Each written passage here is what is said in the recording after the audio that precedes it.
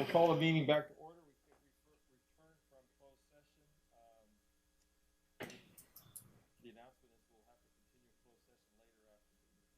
Oh, sorry. All right, let's get this turned on. Okay, we're on. Thank you. Excuse me. We're back from closed session. The announcement from closed session is we'll have to continue closed session later after the end of the meeting tonight. And the next item is Pledge of Allegiance. Can I get Councilman Riggs to lead us? Yes, please stand. Salute. Pledge. I pledge allegiance to the flag and to the republic for which it stands, one nation, under God, indivisible.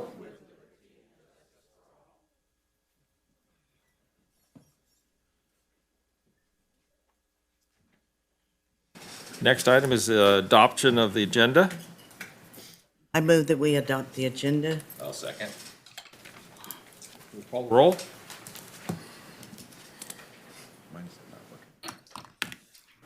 Our side is not. For some reason.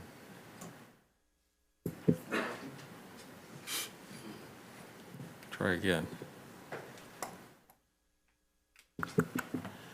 Are your machines up? Nope. Just call roll, Ed, please. Thank you.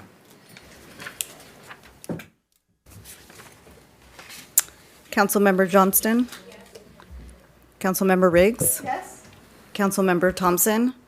Councilmember Goodson? Yes. Councilmember Weber? Yes. Vice Mayor Smith? Yes. Mayor Pittman? Yes, Motion carries. thank you. Next item is presentations and proclamations. Police Chief LaGrone will introduce some new police officers, if you will. Good afternoon, Mr. Mayor and Council. Community members, thank you for being here. I'd like to take a moment just tonight to introduce the new officers. Two have recently graduated from the Butte College Police Academy. Two are officers that have previous experience at other departments. One officer previously has worked at the State Parks Department. The other officer has worked for the Trinity County Sheriff's Office. I'm very proud of all of these men. They have all worked their way through your MLE program. So the MLE program has produced 4 additional officers for the city. I'm very proud of them, very proud of the program. It's working out very well. I'd like to have those gentlemen come forward, if I could, have Officer Corey Ware. Corey is a recent graduate from the Butte College Police Academy. Corey began with the Oroville Police Department in February of '22. Corey is a quality person. We ran into a situation a while back where Corey had to make a decision about what he was going to do with his life. And Corey chose to walk away from what he wanted to do, what his dream was, to better support his family and take a job in a retail outlet. Fortunately, the council intervened and made some changes at the police department, and our wages made it possible for Corey to continue with us. But what I was really impressed with and proud of him was that he made the decision that was in the best interest of his family as opposed to what his own personal desire and need was. I'm very proud of this man. I mean, this is a quality person here. So this is Corey Ware. Next I'd like to have Josh Rodriguez come up.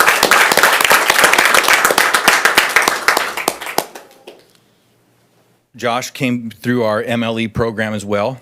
Josh started with us in August of '21. He worked here for a while, and then he left us for a little bit to pursue another adventure with his family that changed, and so he came back. He also had to make a difficult decision about whether he was going to continue to work for us or seek employment with somewhere else in town where he could support his family. Ultimately, we were able to rectify the situation, and Josh was able to support his family through the MLE program and has now completed the police academy and is going to begin his FDO program with us. So Josh has also made those difficult decisions and also, in my opinion, made the right call, family over our own desire. So he made the right decision for him and for, I believe, ultimately our community. So I'd like to introduce Josh Rodriguez.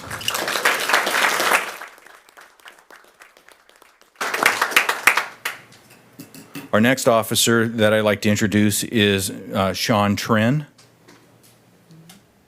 Sean came to us from the State Parks Department. He began his career there, completed the academy, and was working there, and then decided that he needed more time to develop himself and to develop his career. So he left that organization and came to the Oroville Police Department and worked as an MLE to refine his skills and to become more comfortable with the career. He has already completed the academy, so Sean will be joining us as a police officer. He'll have a truncated FTO program and will be joining us on the streets, and we'll be deploying him shortly.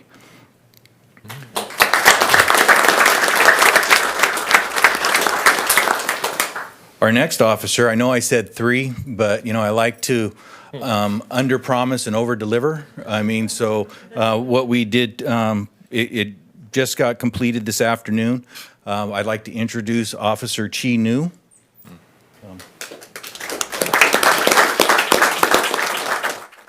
Chi Nu comes to us from the Trinity County Sheriff's Department. Chi Nu moved back to this area with his family.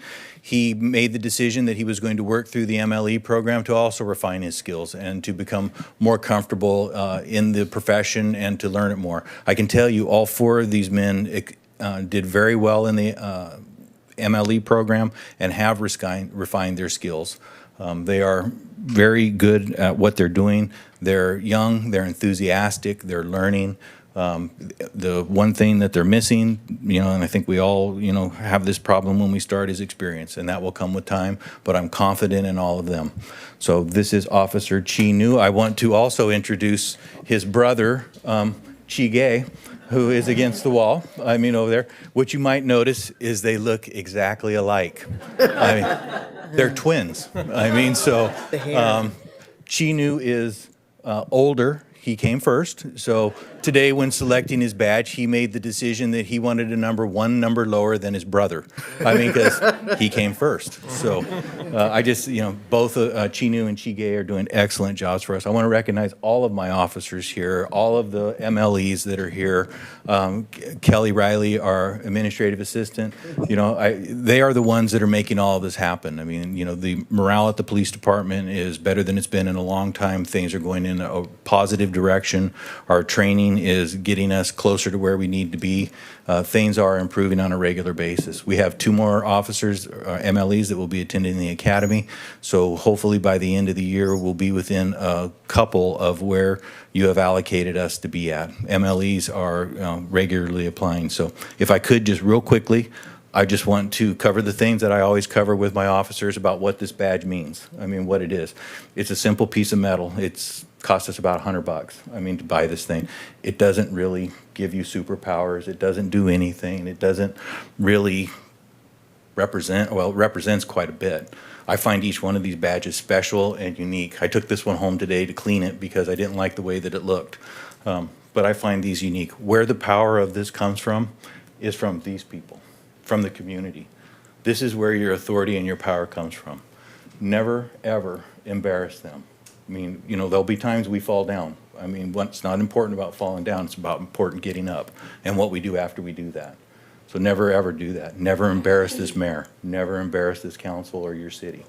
So remember that. Remember who you are, where you're from, and at the end of the day, regardless of what happens, do the right thing.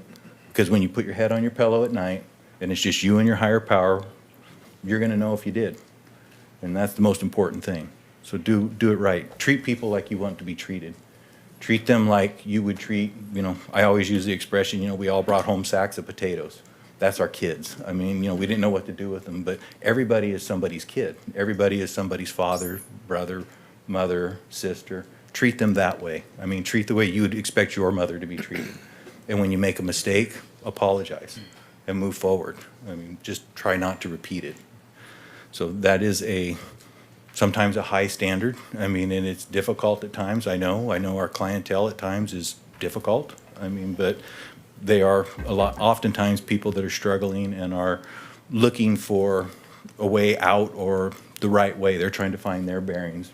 So be that mark for them. Be that person that people can look at and say, that is somebody, some way I'd like to live my life. So with that, what I'd like you to do is I'd like the mayor to, if he would, join us down here. He will swear each of you in. Then after each of you are sworn in, I'd like your family members or whoever you choose to come up, gather your badge from the podium here and place it on your chest. Then with that, I will turn it over to our mayor.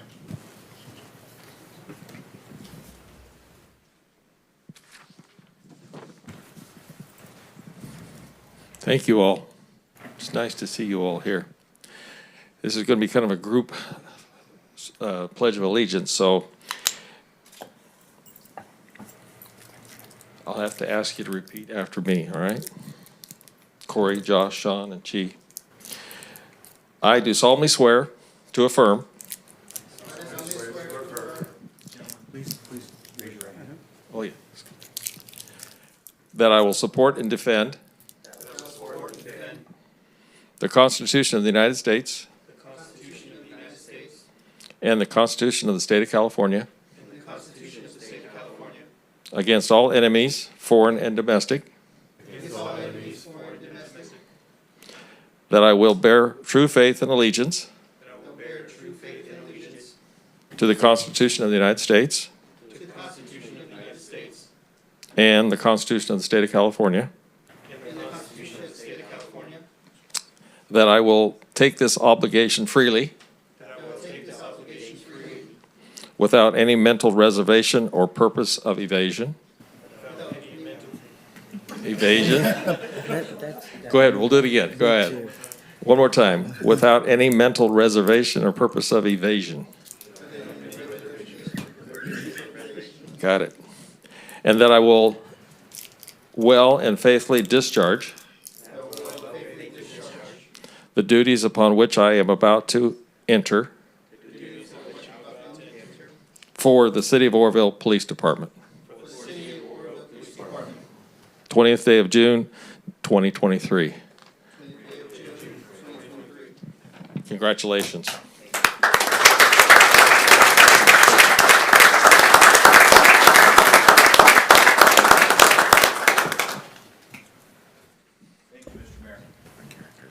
If I could now, I'm assuming that each of you have selected someone that you would like to have place your badge on you? Yes, sir. All right, if I could have them come forward, please. What number are you? That's my whole number. Let's see, you're 26, right? 16. Oh, well, I almost made you 26.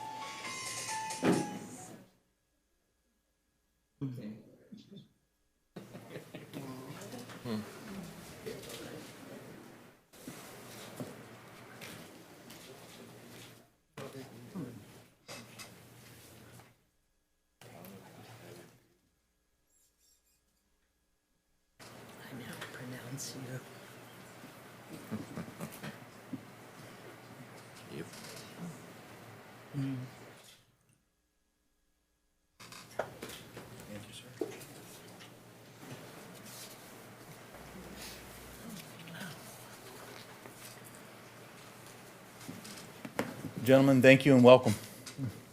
Thank you, sir. Thank you.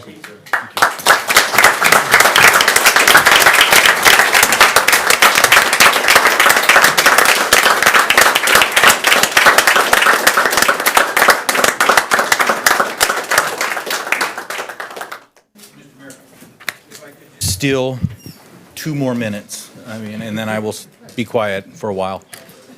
Hunter, could I have you come up here, please? Right. I've missed Hunter a couple times in introducing him to the council. This is Hunter D. Herrera. He's an officer, been with us for a few years. He came from the Butte County Sheriff's Office. Hunter has at least 2 lives that he saved in the last couple years, or in the last year. I mean, so I'm very proud of Hunter. I'm very proud that he's here. He's missed us, I think, each time, you know, expanding his family. I mean, so, which is a good thing, it's a positive thing, future employees. I mean, so we have to look at it, from that perspective. So, but I'm very proud of him. I wanted to introduce him. I want to make sure that the council knows all of their officers. He's a very good officer, does an excellent job for us. And like I say, he has been out there in the field, and 2 times, there are people that are, at least 2 times, there are people that are still with us because of his actions. So, thank you, Hunter. Excellent.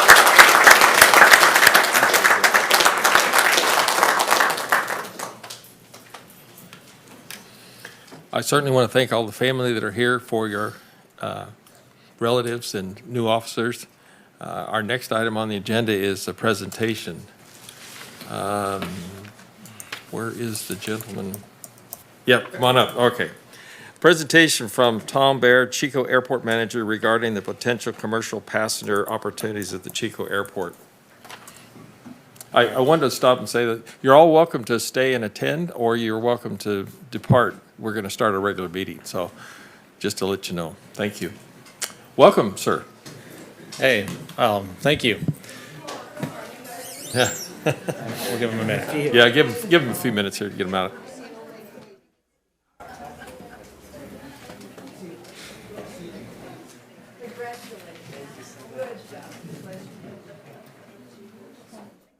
Sweet.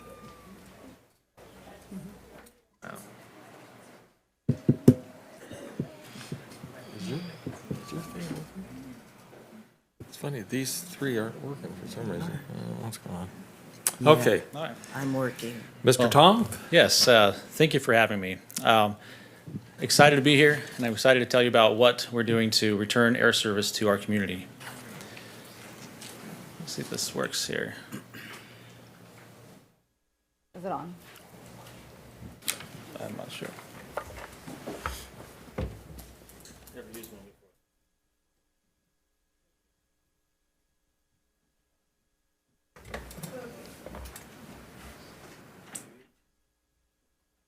Is there a certain direction I need to point it? Yeah, that'll work. Next slide will work. It's kind of quirky. There we go. Oops. I think this is working now. Thank you. All right, so a couple things I want to talk about today. Just going to be fairly brief, and then I'll be available for some questions as well. What we've done, what we need to do, how we're going to get there, and then how our community can help. So a couple things we've done. Going to go a little out of order what's listed here. First thing I'm talking about is some of the outreach that we've done. We've done some presentations to the community on what we're doing, trying to bring air service back to our community. And I say community because, yes, it is the Chico Airport, and the airline that we're bringing back will fly into the Chico Airport, but it's a service that will represent and serve more than just Chico. Be the greater Chico area, Oroville, and the outside surrounding areas here. And that brings me to the name of our airport, Chico Regional Airport. As of before November, it was Chico Municipal Airport. We made that change to regional really for this effort to be a regional effort in bringing air service back and really what that will represent. Some other things we've done, some airport improvements, pavement improvements we've been doing, strengthening taxiways, going to be redoing our runway coming up, and then improvements to our terminal building. Right now, our terminal building will not be able to handle the air service that we'll be bringing in. The prior service that was here in Chico was a smaller aircraft that the terminal was still limited in what it can handle, but was okay. Now it will not be able to do that. So that's something we're working with, and we'll be making some changes. We've also been in discussion with about 14 different airlines that we've talked with to let them know what we're doing and see what interest there is in providing service in Chico. And there is. There's about 5 different airlines that have said, yes, we're interested in coming to your community, with one being the real front runner, and that is SkyWest. SkyWest, they were the airline that were here prior to them departing in end of 2014, and they're very interested in coming back. And we've had some great discussions with them. As of a few weeks ago, received a letter of intent from them saying, we want to come to Chico. We want to work with you to make this happen. And their goal, as well as the goal we've set in our discussions with them, is sometime next year. It's not a hard set goal. We don't have a definitive date on that, but that is a goal that we have. And there are some things we need to do in order to make that happen. So what must we do? The biggest thing that we need to do is build community support. And that entails us getting out to businesses, getting out to city councils such as you, and different chambers of commerce to build that support. And you're going to be the ones that are going to be using the airline, and they need to see that this support is there to help them be successful when they come. We'll continue to engage our community partners and strengthen an incentive that I'll talk about here in just a moment. Excuse me.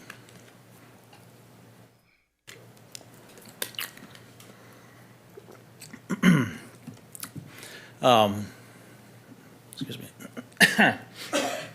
Sorry about that.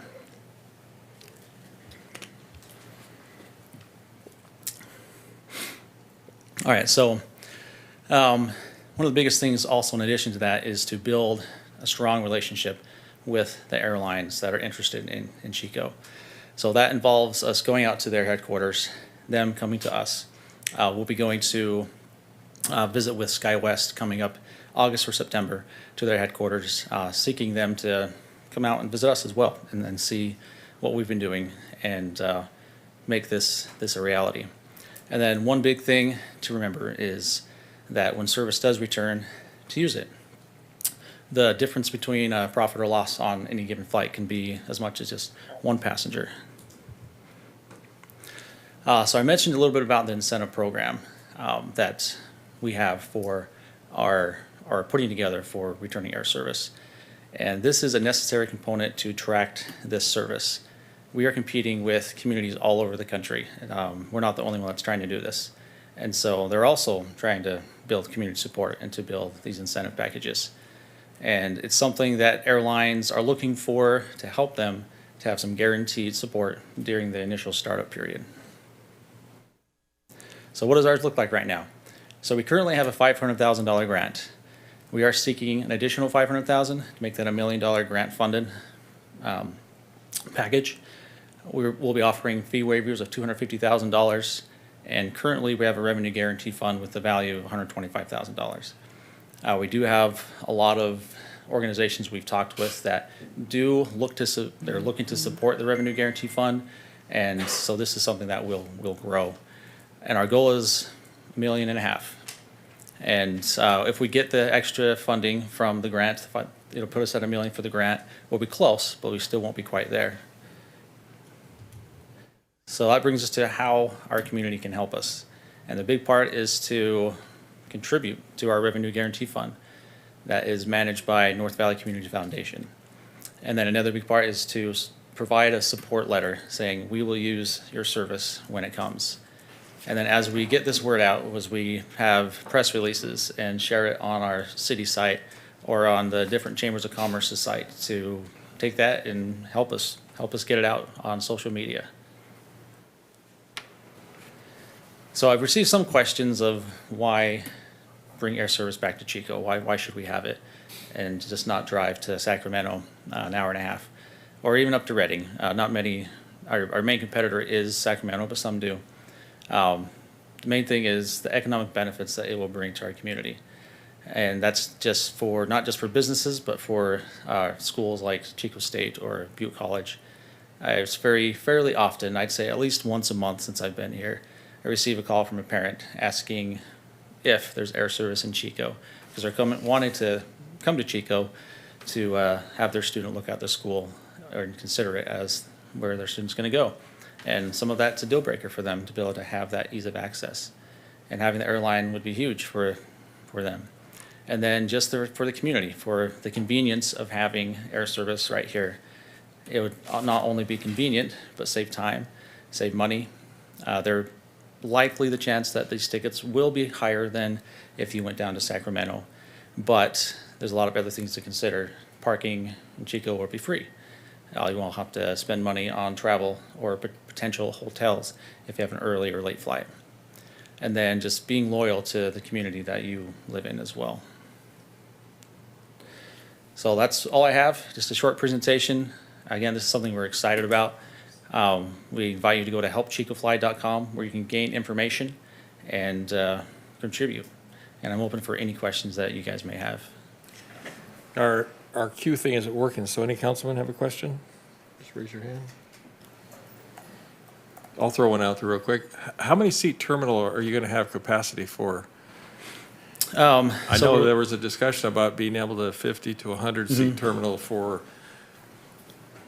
customers waiting to load up. Have you been able to increase that number? There's some things we'll be doing to meet the capacity of a 50-seat aircraft. That's what we're looking to have come in, is 50-seater.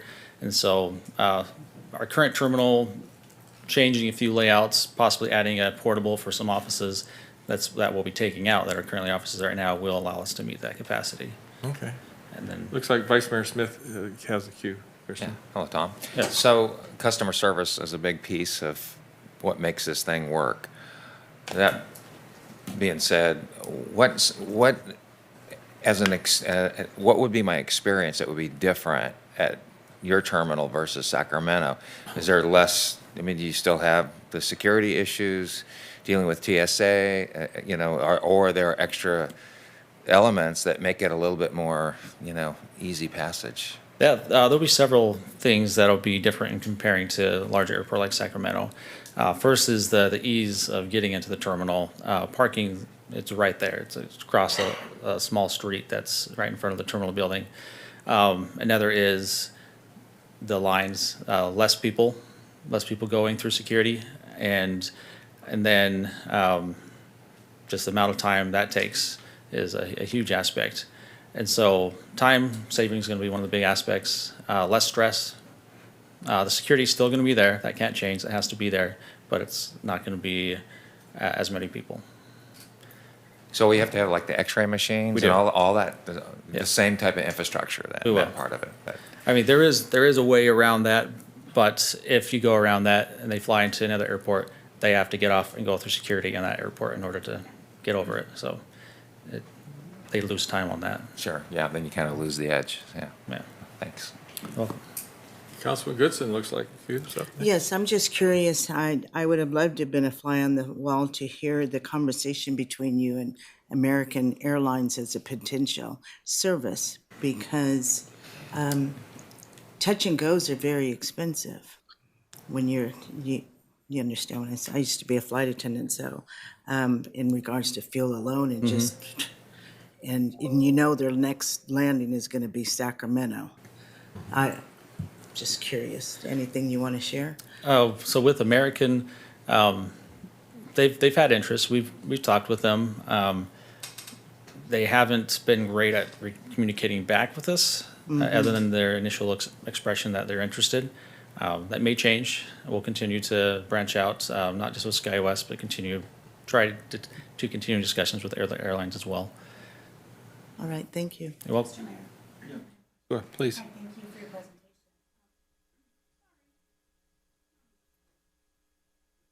There you go. There we go. Thank you. You're welcome. Question for you. Give me a little synopsis on all of these different airlines that have interest. Where will they be flying to? Is it just going to be like international, like Sacramento International, or can you take it across the country, or are these just little hops here and there, or can you go fully across the country with these So flights? the main destination is going to be Los Angeles area, probably LAX, possibly one of the other airports in that area. Okay. Nonstop? Nonstop to LA area. Yep. All right, thank you. Anyone else? I do have a question. I don't know if the communities have reached out, but like Quincy, because the Highway 70 has been shut down and the drive around's pretty significant. I don't know if the mountain communities have any reach out or discussion with you about connecting to Chico. We've talked with Paradise. We've spoken with Red Bluff, some other communities, and have received very positive feedback and interest in helping us in this process. Got it. Okay. Yes, sir. Do you have any for a flight to LA? Did you have any, maybe I missed it, did you have any price that you've already kind of roughly come come up with for a ticket from here or from Chico? We haven't gotten that far yet. Not even a ballpark? It'd be tough to say. I can't really throw anything out to say it's accurate right now. And so especially with how, this is probably something that's, the soonest would be a year, the very soonest, more than likely, later in 2024, if it happens in 2024. Prices could change by then as well, so it'd be tough to say.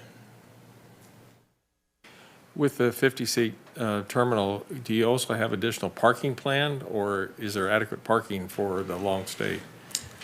We would have to add some parking. We do have adequate space. So some of the adequate space we have that's near the terminal, we would, such as your long-term parking per se, we would probably call it that, would be more of a gravel type of lot, Yeah.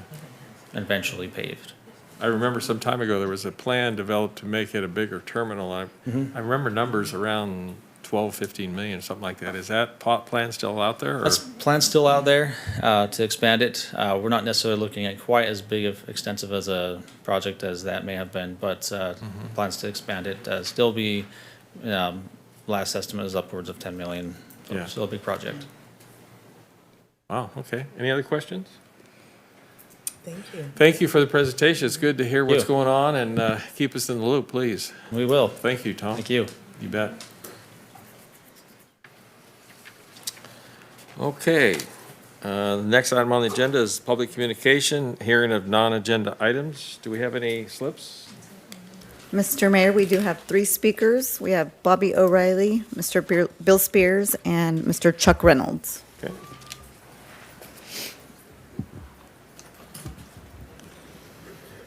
Good evening, Mr. Mayor, Council. For years, this council, former council members, and department heads have demonized my opinions, questions, and my facts presented to the public of Oroville.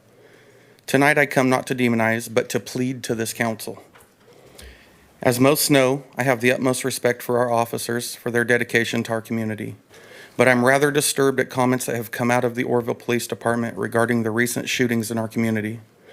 A police sergeant is quoted stating there would not be anything more done to deter criminal activity in Southside, stating that there is crime all over the city. In case you didn't know, there have been 4 shootings within a 1-mile area in Southside Oroville. 2 of those shootings resulted in death. According to law enforcement, most of the shootings do not appear to have a motive behind them, meaning they are shootings for no reason, at random people. I'm not sure about you, but I don't want to be that random person. I don't want my children or family members to be those random persons. After hearing crickets for some time, the chief of police was made to issue a press release on a Saturday regarding the issue. I do have a problem with that press release. The police chief stated the following: the staffing at the police department is increasing and new officers will be deployed later this month. This new staffing will allow the police department to provide additional patrols to areas that are experiencing increased crimes of violence and will not result in a neglect to our entire community. Let me state a fact. The new hires will not be able to patrol for some time. They must now complete their FTO or field training. Means these officers are required to ride with a training officer for maybe about a couple of months. That means being short-staffed, the field training officers have another task on their plate, taking away from things they would normally be doing. Additionally, new hires are unable to conduct their own patrols or investigations on their own, making that statement by the chief incorrect. These new hires will undoubtedly be amazing additions to our beautiful community, but let's keep the facts the facts. OPD has 1 detective who's been doubling as a regular patrol officer. Between all these things and the complete lack of morale in that department, it begs the question, what is going on and what is wrong? My opinion, from my knowledge of happenings, is that the department needs a complete restructure from the top down. Our community deserves a change for the better. Our community deserves nothing but the best decisions being made and effort being given by the leaders, which trickles down through the ranks. The definition of insanity is doing the same thing over and over again and expecting a different result. We've done the same thing over and over. We've hired the same people over and over, and the results are not getting better. I beg this council to make a difference for your constituents and your community. You've been informed of the things happening, and you've sat quietly. When everything comes out in the open, will you be the council member sitting with mud on your face for knowing and remaining silent, or will you at least speak up and let your voice be heard? I agree with Chief Lagrone that I too want people to do the right thing, as you heard him say again tonight, introducing the new officers. Thank Thank you, sir. Mr. Spears, next.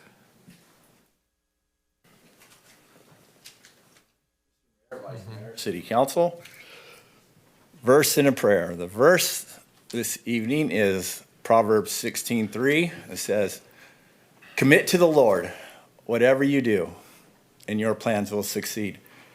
25 years ago when I went into ministry, it was the first verse I learned, and it really has been alive in my life. And so I just like to commit this evening in our city, our new officers, and I am extremely excited about what's going on in our police department with our MLE program and the growth and the code enforcement. There has been a change, and it's been a really good change.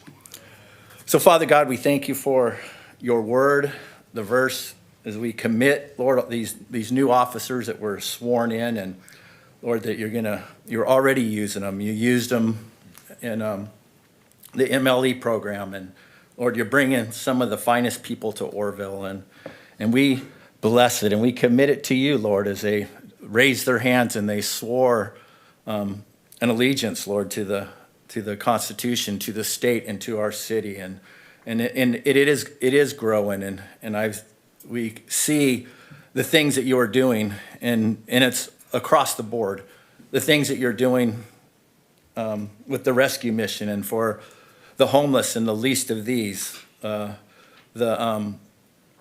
Hope Center and the city crews that are cleaning up the garbage.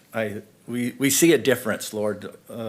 You are moving in our community. The events, all of the service groups, the parades and the car shows, and there's a spirit of a hope in our city. And I speak blessings over our city, that you would continue to bless us. The agenda tonight, that you would give us supernatural wisdom, that you would give us supernatural provision, that you would open the floodgates of heaven, just as this spring has been a wonderful spring, and all of the water and the rain. And I just pray that same in the spiritual realm, that you would continue to open up the floodgates. Let it flow through the police. Let it flow through the fire department, through all of the people that serve.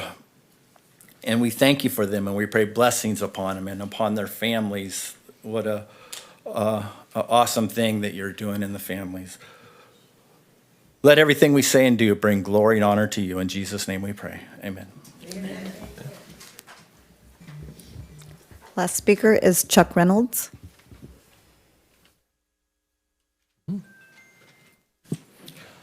Good evening, Mayor, Council. I'm glad to see you got some of the same old stalkers. I thought it was personal. But listen, the numbers are out. CAL FIRE saved this city $1.1 million, sir. And I was a little bit taken back to hear you say that it's smoke and mirrors.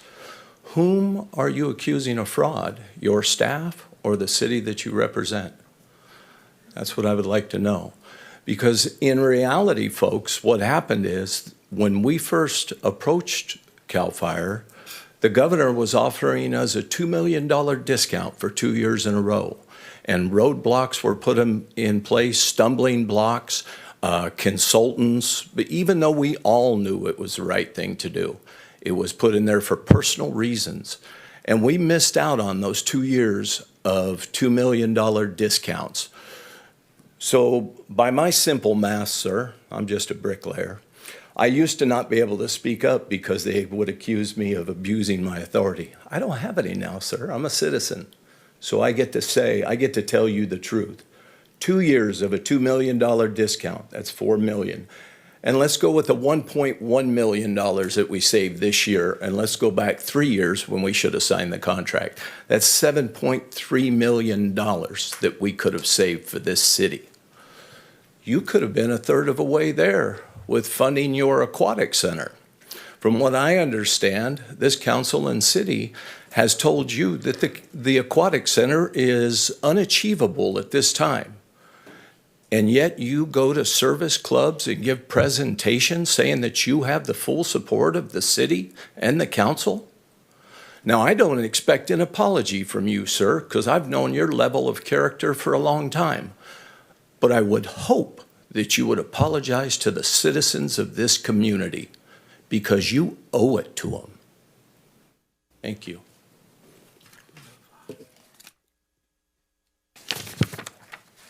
Any other speakers or non-agenda items? I do not have any more speakers, Mr. Mayor. All right, we'll go to the consent calendar. Any councilmen have any comments about the consent calendar or issues?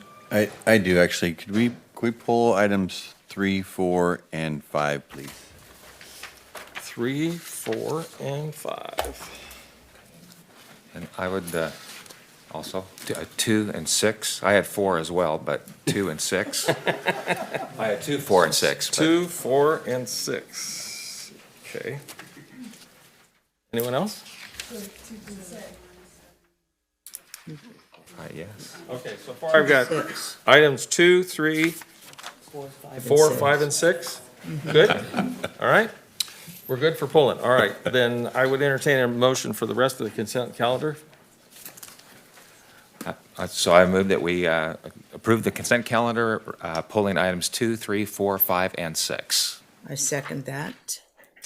And I think we're gonna have to call a roll because our machines aren't working over here. Councilmember Johnstone? Yes. Councilmember Riggs? Yes. Councilmember Thompson? Yes. Councilmember Goodson? Yes.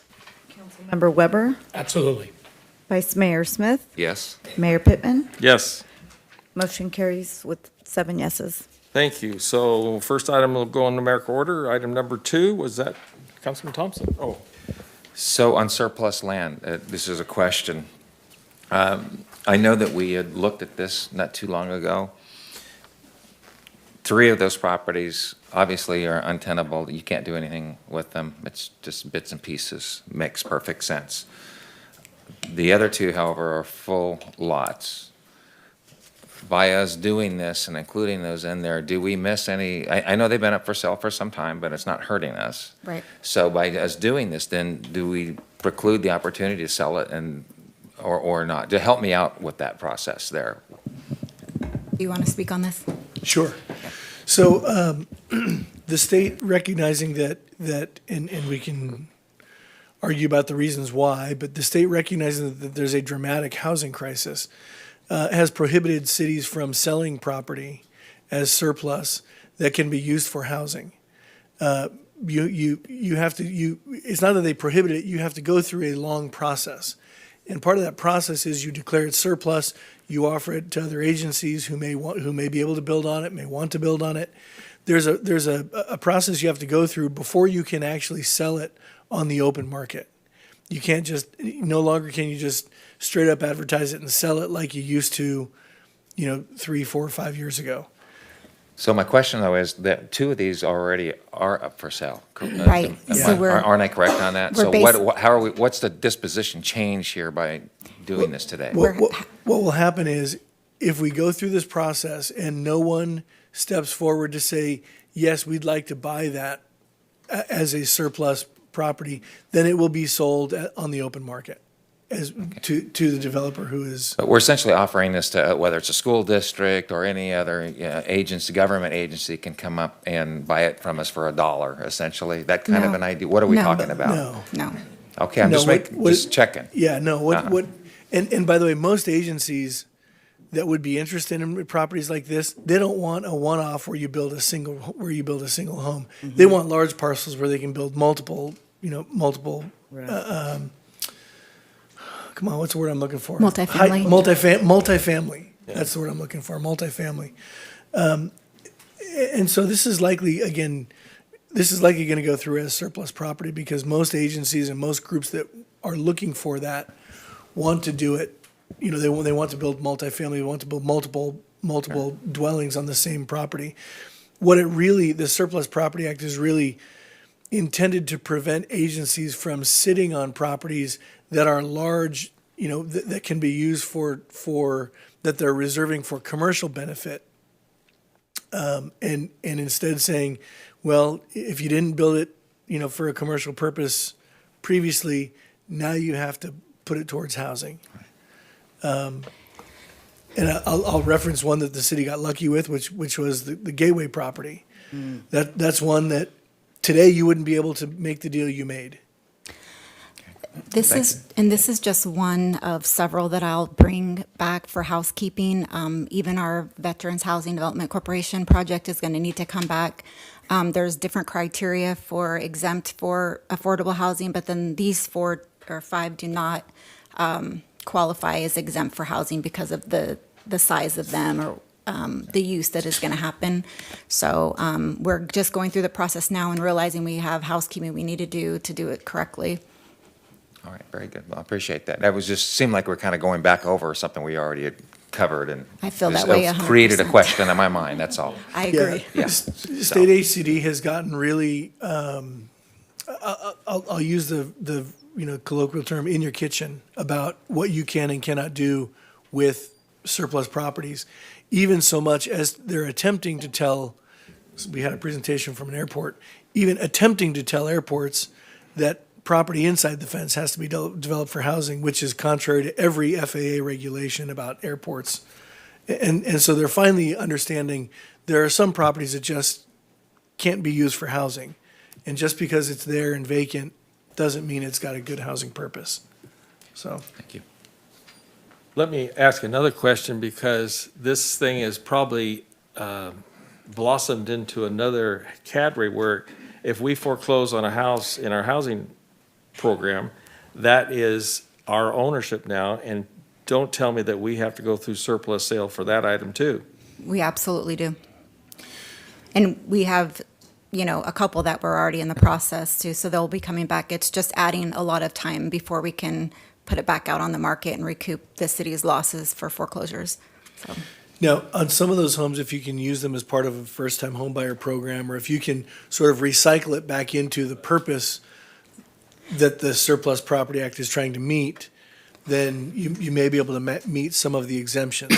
It's not an absolute that every property you foreclose is going to have to go through this process, but there's, But this, yeah. this is not an easy, The income restrictions are more prohibitive and harder to. this is not a good news kind of scenario necessarily. My guess is it's going to take a lot more staff time to get the same thing done we used to get before. Yeah. A lot more staff time, Very likely. yeah. All right. Any other questions on item number 2? Then I would entertain a motion. I move that we approve item number 2, resolution declaring various properties surplus land. Call the roll, please. Councilmember Johnston? Councilmember Riggs? Yes. Councilmember Thompson? Councilmember Goodson? Yes. Councilmember Weber? Yes. Vice Mayor Smith? Yes. Mayor Pittman? Yes, Motion carries. thank you. Item number 3, I believe was Councilman Thompson? Thank you. Thank you, yes. Could you please, who's reporting this one? Okay. Thanks, Don.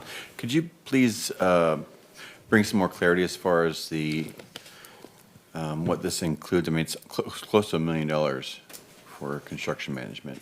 Correct. This is for the State Route 162 Active Transportation Project. This grant was awarded in 2015, but due to continuous overturn in staff, Caltrans has granted many extensions for us to pull this project's engineering together and move it forward. So again, staff piecemealed together has been working on this for 8 years now. This project is estimated at over $7 million for construction, and that's where this construction management firm was the only one that provided a proposal at the $913,000 that you see here. but they will oversee the entire construction of this project. And again, this is to complete the sidewalk gap closure along Oro Dam Boulevard and Olive Highway from Highway 70 to Foothill. So it's going to be a nice, complete project when it's done. And then following this project, Caltrans will come back in with their shop project, repave all of Oro Dam Boulevard and Olive Highway, and add in bike lanes. So, and new lighting to complete the lighting gap as well. So it'll be a nice, complete project for our community. Thank you. So is this project management, or is this, This they're is- actually going to do the work? This is the construction management. The construction RFP is going out as soon as we receive the authorization from Caltrans, and we anticipate that this next week. Okay, I guess, This construction management will be partially grant funded through a REAP application, a Regional Early Action Planning grant application that was applied for $392,000. The remaining gap will be covered through either the 1% sales tax or the RSTP funding, or local transportation funding. We have a pool of funding sources to cover the gap for this. so, the reason I'm just kind of delaying a little bit, because as you know, we're hiring a few positions here in town, in the city, construction management, project management. It's just a lot of funds. This is not something we could conduct in-house.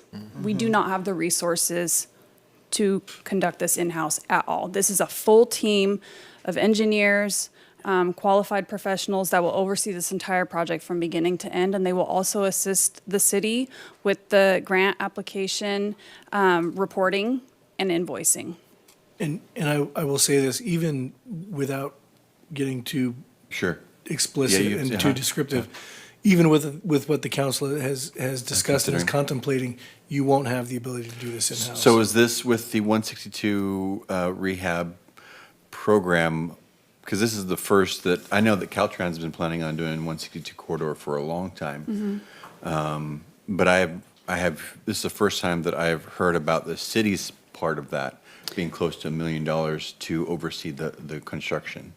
This was a recent request for proposal that we put out. We anticipated about $500,000 for this, with the 392 covering a portion of it, and only anticipating about $100,000 to close the gap. The bid was much higher than anticipated, and it even surprised Caltrans, but it was the only bidder, and time is of the essence with this project because our deadlines are closing for the grant funding. We don't have any more extensions. And if I could say, this is the largest construction project that we have on the docket, I would say, for next fiscal year. It's been in the works for 8 years now, and have the costs doubled or tripled in the past 8 years? Doubled.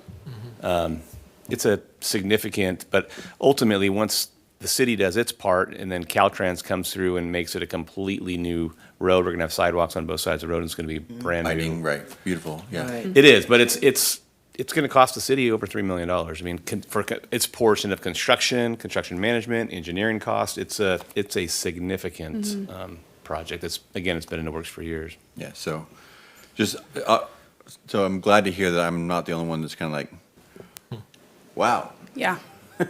Yeah. But. Right, thanks. I might add to it too, when you look along Oro Dam Boulevard, on the south side, that was annexed from the county, and almost no improvements were there, no curb gutter sidewalk along that entire stretch. So this is an upgrade from a previous annexation, goes all the way back to the 70s. And one of the difficulties is going to be all the property owners that have to give up their property or have something done to their property, and work with all those property owners along the way. So it's not an easy task. And I know staff has already worked with a number of property owners just to get the clearance right-of-ways in place. So if it was just a roadway, it'd be a little simpler, but this is not just a roadway. It's a whole ball of wax, especially the south side of Oro Dam.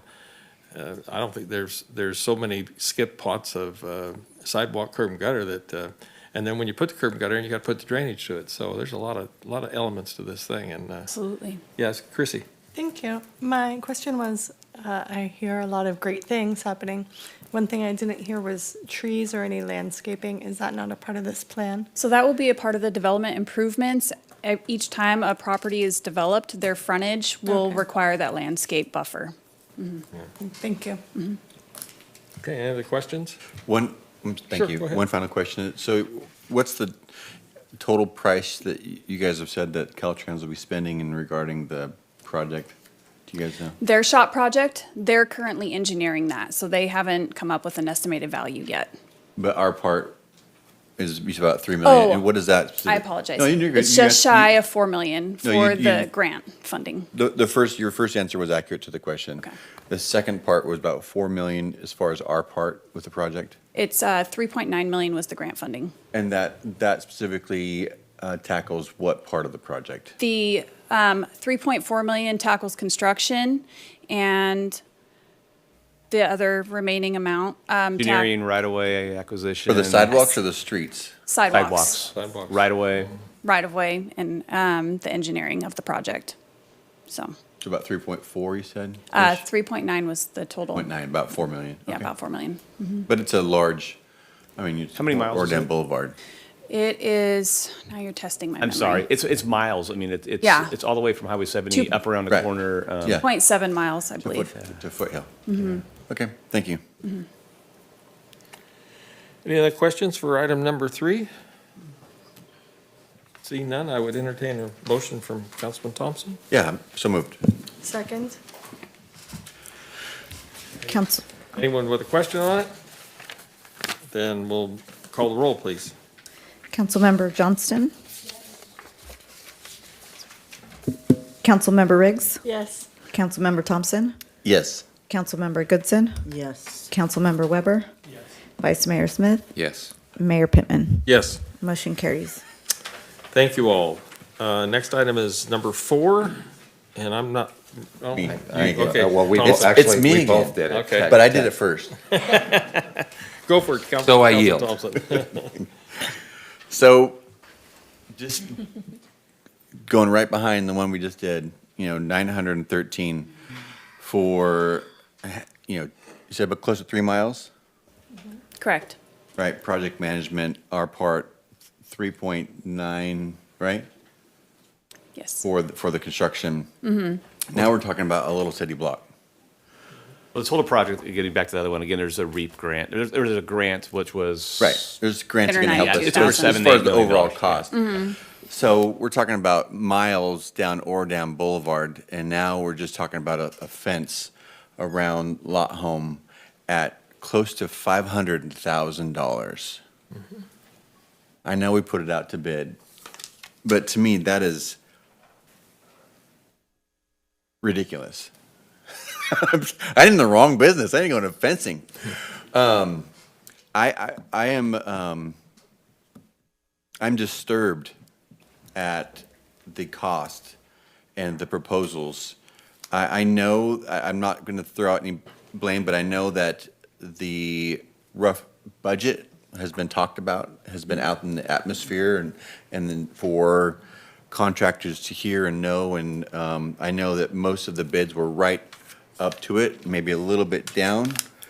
I don't know, anyway, I'm not sure what Councilman Smith is, or Vice Mayor, excuse me, Smith is going to say in regards to this, but the thought came from a conversation that I had with Councilman Weber in regarding putting it back out, separating these two different components. There's concrete work and there's fence work. There's got to be some local people here that, I mean, close to $500,000 for a fence, for some concrete work. Well, what was discussed by the boards and the council was a custom wrought iron fence. Right. And we put it out. We had about 7 contractors show up for the bid walk. We received 3 bid proposals, and this was what we got. It's a full city block. I understand it's a lot of money. I agree. I think it's, Well, thank you. Councilman, go ahead, if you could. I'm now stealing some of your thunder because we had the conversation, Mr. Weber, Councilman Weber, in regarding the feet. I think you came up with 1,100-ish feet that you measured, right, Sean? Your mic's off. It was 1,000. It was, thank you. it was 1,084 feet, but I mean, to round it up to 1,100 feet, 1,100. you know. So I mean, that's and I believe that Vice Mayor Smith has been crunching some numbers on that, the cost per foot. But yeah, here's what I'm thinking, okay. When I was apprenticing as a flooring installer, I used to be told all the time by this guy I worked for that he would say, well, there's no such thing as a flooring emergency. And whereas Oro Dam is a much-needed project, and I agree that the lot home is in much need of an updated fence. I don't think it's a fencing emergency. So I think it would be beneficial for us to pull this back and then possibly work it out to where we split it up, you know, send it out for bid for some concrete work. I know Vice Mayor Smith has been doing a lot of work on other options. So I think that we could come up with a more viable plan that would probably save the city quite a bit of money. I understand that we couldn't save on the 900 we just did, but I think on this one, for 1,100 foot of fence, I think we could do a lot better than $500,000. Yeah. And I think our constituents And deserve that. And that's not to blame to staff at all. I think Yeah, that, no, you know, it's not, just- no, it is no, what it is. yeah, it's you the know. contractors, there's Yeah, no fault exactly. at all. That's You- not- You've done your part. It was- But just as a reminder, we do have a $177,000 allocation from state parks to offset the cost of this, which brings us to about $273,000 for a Oh. fence. It's still high, I get it. But I'll if, just- if I'll the say direction this. is to scrap it, and sorry for interrupting, but if Okay. the direction is to scrap this, then we still have to figure out what the decision would be for the allocation. Okay, so I'm good with putting a Lighting. fence up. I mean, if it wasn't for the fact that it wasn't just last year, we put up a wrought iron fence, industrial strength, custom. I mean, it was cut, it was welded, it looks professional for less than $20,000.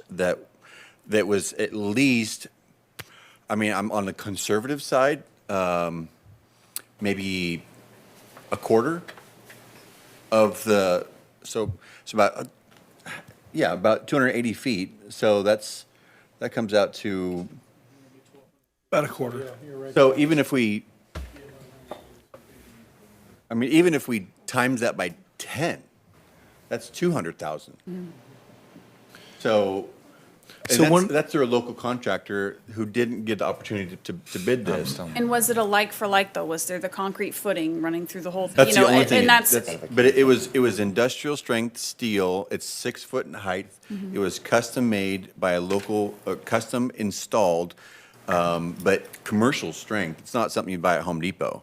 This was, commercial strength, black wrought iron, thick steel done by a local contractor for, I mean, gosh, absolute pennies on the dollar what these bids came back as. One of the issues that you have, and I'll I know there's whatever you call it, the prevailing wage. Yeah, you have But preve- even at that, it's not tenfold. I mean, You- what, you- 20-fold? Well, true. But what you have, the problem that you have is you have two things that combine to really skyrocket the price on all public projects, and I understand the logic behind the bidding process. I get it, but in many instances like this one, what you really get is you get you get an elimination of individuals. I will bet my left arm, although I will tell you I am right-handed. So I'd bet my left arm that the individual who did your fence couldn't bid this project because they I'm don't gonna pay take that prevailing bet, wage. that bet. I'm gonna bet in your right arm, because I bet he can. Well, if they're not set up to do prevailing wage, He is. okay, then he should have bid, because Well, it would have he- been great to get a bid that would be really, really low. Well, I mentioned it to him. Don knows this. Maybe he's not used to the way that cities put out these RFPs, because I told him about it when it came out. Hey, you did our fence. The city's looking for a fence. Gosh, even if you quadrupled the price that you did for us, which he won't do because he's an honest man, but if you bid this, I'm sure your price is going to be something the council will be like, awesome. Do you do prevailing wage? Do you do this? Yes, yes, yes, yes, yes. He followed up and said, hey, when is that thing coming out for bid? I checked with Don. We just did the sidewalk this morning. So he didn't whatever reason. So what I would suggest is if you can break this project down into components and bid the components individually if you so desire. You still have to go to bid. because you can't avoid the bidding process, but you can break this down into components, and potentially save some funds. You can go back and rework the project if you want to make it, use different materials, different, if you want to use, and I'm going to use the term non-custom, but still solid iron fencing, right? You can certainly find some, some manufactured iron fencing that isn't custom, but you can use that as your basis for, for where you need the cement and all of that, and then you buy that stuff, on the open market.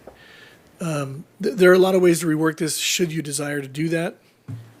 But I can tell you, public bidding discourages, in many instances, many of the trades from actually participating. Sure. It just does. Yeah, I don't disagree with that, but I just know that for this project, said person, who I have no financial, I just know somebody who did a project for us, who's local, could do this one, and isn't disqualified for bidding in these kind of projects, could easily save them. I mean, our city deserves a quality fence around Lot Home. I'm not opposed to that. I want the city to have a quality park, but I'm not in for the city to get railroaded for $500,000 for a fence that could be done for less than that. That's my 2 cents. Vice Mayor Smith is on the queue. Yeah, the beleaguered Sank Park fence sinking. Yeah, I called around a little bit to put on my old contractor's hat and just evaluating this. Going back to our previous conversations, I would have loved to have had some conversation. Unfortunately, I didn't have the time to do that. I was out yesterday. But in that conversation, I appreciate in the staff report that you included this, which was a request of mine, and that was to have a hybrid approach to the fence, which was prefab panels, which obviously if they're built in a factory someplace, you don't have prevailing wage. You get market rate. Fence built, and you can do that industrial. There's lots of quality products out on the open market that would bring the fence down, or the cost down tremendously, and then you just fabricate the entry points, the gates, those types of things. And so it's a hybrid concept. And in the staff report, I see here that was in fact considered. Mm-hmm. So my concern, well, first of all, it still seems that $456 a lineal foot still seems, even doing that, which based on what I'm reading in a staff report, it looks like that's what was done. However, there's no supporting documentation. That's where I would have liked to have had the opportunity to talk to you, because I don't know what that looks like, because it was sent out, it was engineered, it was drawn, and then now, according to the staff report, it looks like it's partially prefabricated. So my hunch is, just a hunch, that probably that prefabricated fence is slightly different than what we actually approved here when we had that conversation. Mm-hmm. And that documentation, those drawings aren't here. So I don't know exactly what I'm voting on. I couldn't find it and again, I like, as I do, I always like to work behind rather than having kind of open public conversation if we can, bring that information to bear without being here, but here we are nevertheless. And I did, in the company that was awarded the contract, just on good word, they're a good, reputable, solid company. Again, going back to the process that you've pointed out, we showed our hand, so you don't get as good of a deal. If I'm a contractor, as I have been in the past, and I'm bidding on projects, and I know kind of where the lines are, then yeah, I'm going to push that bad boy right up to the edge. It's just that's human nature. But the bottom line is, my challenge with voting on this, I'm very concerned about the price. I still think it's still beyond for $450+ a lineal foot, even with the perimeter concrete work and all of that. And by the way, I would not be for piecemealing it out, just because I would want a smooth project that comes together. There's potentially challenges with that, especially now with the fence being removed. By the way, I thought that was a great move as well. I saw in the staff report we were going to use our folks to do the removal, mm-hmm. the demo work, which saves us $1 on this contract. That's great. I see that also Heiser also is the lowest, significantly lower. Almost 100,000, well, more than 100,000, I think, in the next competitive bid, which is, I think we're probably, maybe this is what it's going to end up costing us at the end of the day. My sense, though, is, again, talking to some friends in this industry, I said, what do you think? Seems a bit high. And again, I'm not able to quantify these numbers because I don't see, what's behind it. I don't see how much of the lineal fencing is actually prefabricated. There's a lot of elements here I can't see because that is not broken out for me in the complete staff report. It's incomplete for me to be able to give an affirmative, yeah, let's go. This looks great. We've dotted our I's, crossed our T's. So again, that's where I'm coming from. I'm lacking information. It still feels a little bit too high. And then of course, it prompted me to look at commercial, industrial rated fencing on the open market. Man, there's some really cool stuff out there. I don't know, do we want to go back and reinvent the wheel? I mean, that's something we have to talk about. But again, for me, it just feels a little bit, and then maybe we can have a conversation with the fence company. Again, you might be able to answer how much of this is actually prefabricated panels that's going to bring down that cost. And maybe that's why their bid is $100,000 less, because they included more prefab fencing, which, by the way, that doesn't mean you get a lesser quality product. It just means it's manufactured on jigs in a factory someplace, and so it's just cheaper to produce. That doesn't mean the end product is inferior. In fact, in my thinking, just being in the industry at one time in my life, too heavy of a fence can be problematic. If someone strikes that fence, you don't have fail points, just like crumple zones in a car. And so you could tear out the entire fence when a car strikes the fence, and it's not a matter of, if, it's when. It's going to have damage. So then when you come back and you have to repair that damage, if it's too tightly put together, too thick a steel, you end up stretching the whole thing and disfiguring the whole entire fence, potentially. So I actually like break zones or crumple zones, those kinds of things. And now I'm getting deep in the weeds on engineering. But anyway, maybe you can speak to that on how much of this was prefabricated versus custom built on site, which is always very expensive at prevailing wage. In speaking with the contractor, they were going to prefabricate the panels in their facility and then bring them to the site fabricated. That explains everything. That's why it's almost double what I thought it should be, because we're not purchasing prefab from a factory. And we can specify USA built. There are firms that build this stuff, but it would require, because obviously you're not going to get an exact match. It would require a little tweak in the design. Probably could get something close, but not exact. So that then takes it back to, we take this whole thing back and relook at it. And they had mentioned that they had looked for prefabricated panels, but they didn't meet the exact specifications as designed by the commentary put together from the Park Commission, the Historic Advisory Commission, and the council. So, again, I don't know, maybe we just need to. Let's go for a walk to our church and see this fence we just put up. I mean, it looks great. It's quality. It's thick steel. And I've built steel fences around playgrounds and whatnot myself in my other life, but that type of product, and it can be done. But again, I wasn't a prevailing wage contractor, so I get it. And it was a long, long time ago. Certainly, things have changed tremendously in the industry. And ours was built on part of it on a slope, so it wasn't just all flat like this is. Anyway, I'm going to interject here. I have iron workers in my family. We'd be lucky to get it for that dollar amount. They're working and putting this stuff every day, and we'd be lucky to get it for this amount. Some of you are throwing in contractors that say they would do this and they wouldn't do that. Well, they had the opportunity to bid on it. I'm sorry, but this is a bidding process. And talking about other individuals really is a violation of the rest of the people that bid on this fairly. If I was one of those bidders, I'd be pretty pissed. So we shouldn't be talking about that. That's not for this council up here to discuss. Our discussion is about this project. We have a huge asset for the city of Oroville that was donated to this city. We have held chicken wire fencing up around it for decades. It's more than time past to put a decent fence around this particular project. St. Park is a valuable asset to this community. St. Park is under attack by every one of our city parks by a certain population that is meant to destroy the parks. This fence is a reasonable idea to get that thing protected. I can't tell you how many calls I've gotten where people have been behind after hours in that park, and we have to go down there and get people out of there.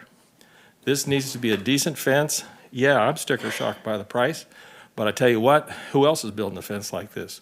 You go ask them, they're costing the same amount. That's the cost of doing business.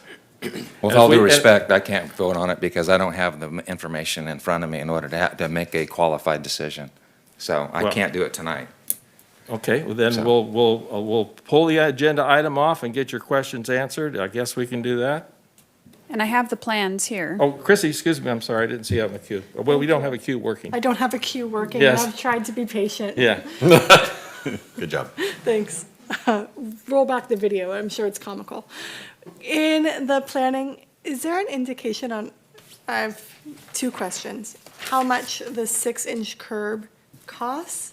And my recollection from our conversation, the 6-inch curb was to help with landscaping. Well, nice, possibly not necessary. Is there an alternative that would drive down the cost of this as well? We could request a change order to have the 6-inch curb deleted and only have footings for the posts. And do we know what that might help us? I don't have the breakdown of that cost. Okay, if we bring I this could back, request maybe that. we could have that? Mhm. Because I remember our conversation, it was like, man, to weed eat and landscaping, it would be great to have a solid curb. Absolutely. We might be able to go with weed eating around it. It's all right. Okay. Do you have your questions for her? Yeah, well, I'm just gonna piggyback on that. I feel good about the overall design of the fence. I think having the concrete curb for proper maintenance of the park and all of that certainly over time would save our staff a lot of valuable time, because it's just easier to maintain. And I can't see that's done by a machine that's just kind of pushed out.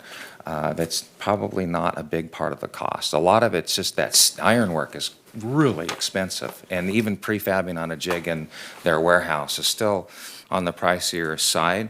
Ultimately, I mean, I feel good about this company based on what I know and just in the little bit of research I've done. I'm sure we're going to it's a quality product. My only, again, going back to you use the language that I asked for, the prefabricated piece, and that's why I was scratching my head. It still looks like it's being built locally, and so that's in fact the case. Because it would have been probably another 100,000 off had we been able to pull it off a shelf someplace. But you were sharing that perhaps some specs weren't quite being able to meet.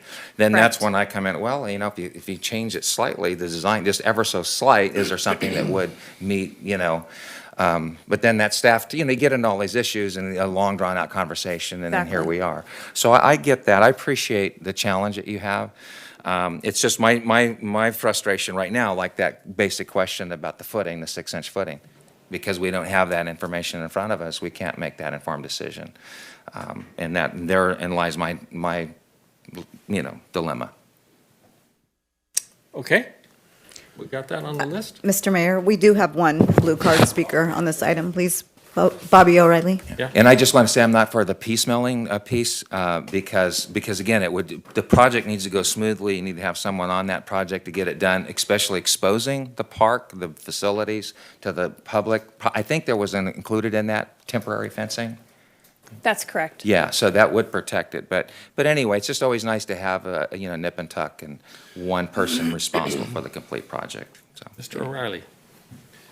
Thank you, Vice Mayor Smith. That was going to be one of my comments. The piecemealing out would definitely cost more in the long run. Somebody would get a measurement off, and then the fence people would come and try to put their fence on the concrete that they've already pre-measured, and it's going to be wrong, and it's just going to cost more.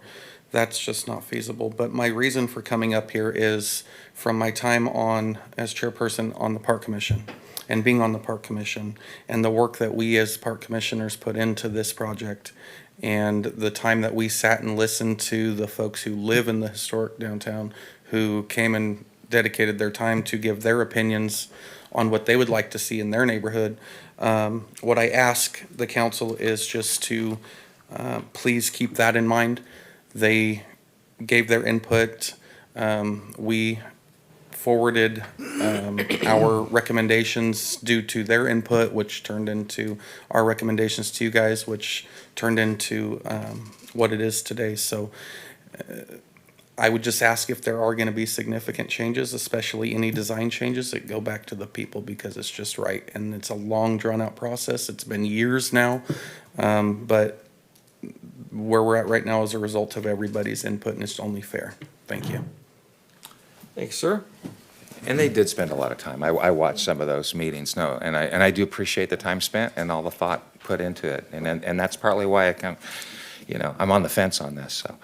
Do we have any more public comments, Cards? I have another comment. Sure, go ahead. So again, regarding just priority for a city allocation of funds, I'm not sure how many feet of sidewalk that would bring for Southside. There's a lot of needs in our community. And I'm not opposed to, again, I want a fence around this park. Currently, there is a fence, but there are areas of our city that are in serious needs, safety needs, areas of the streets where kids are walking, not on a sidewalk where it's not safe. So for me, there's just so many, there's just so many no's for me. This is absolutely, so whether it be by bringing the dream that we have for having a fence around this park and just dialing it down a little bit, putting it back out there with some possibly prefabbed stuff that would look excellent, would represent the city well, but it also wouldn't be $550,000 with the 10% contingency, over $500,000. I think that these funds can be used better in other parts of our community that have been underserved for a long time. So I think I've already made my point, but I'm absolutely not in favor of voting for this $550,000 fence. Okay.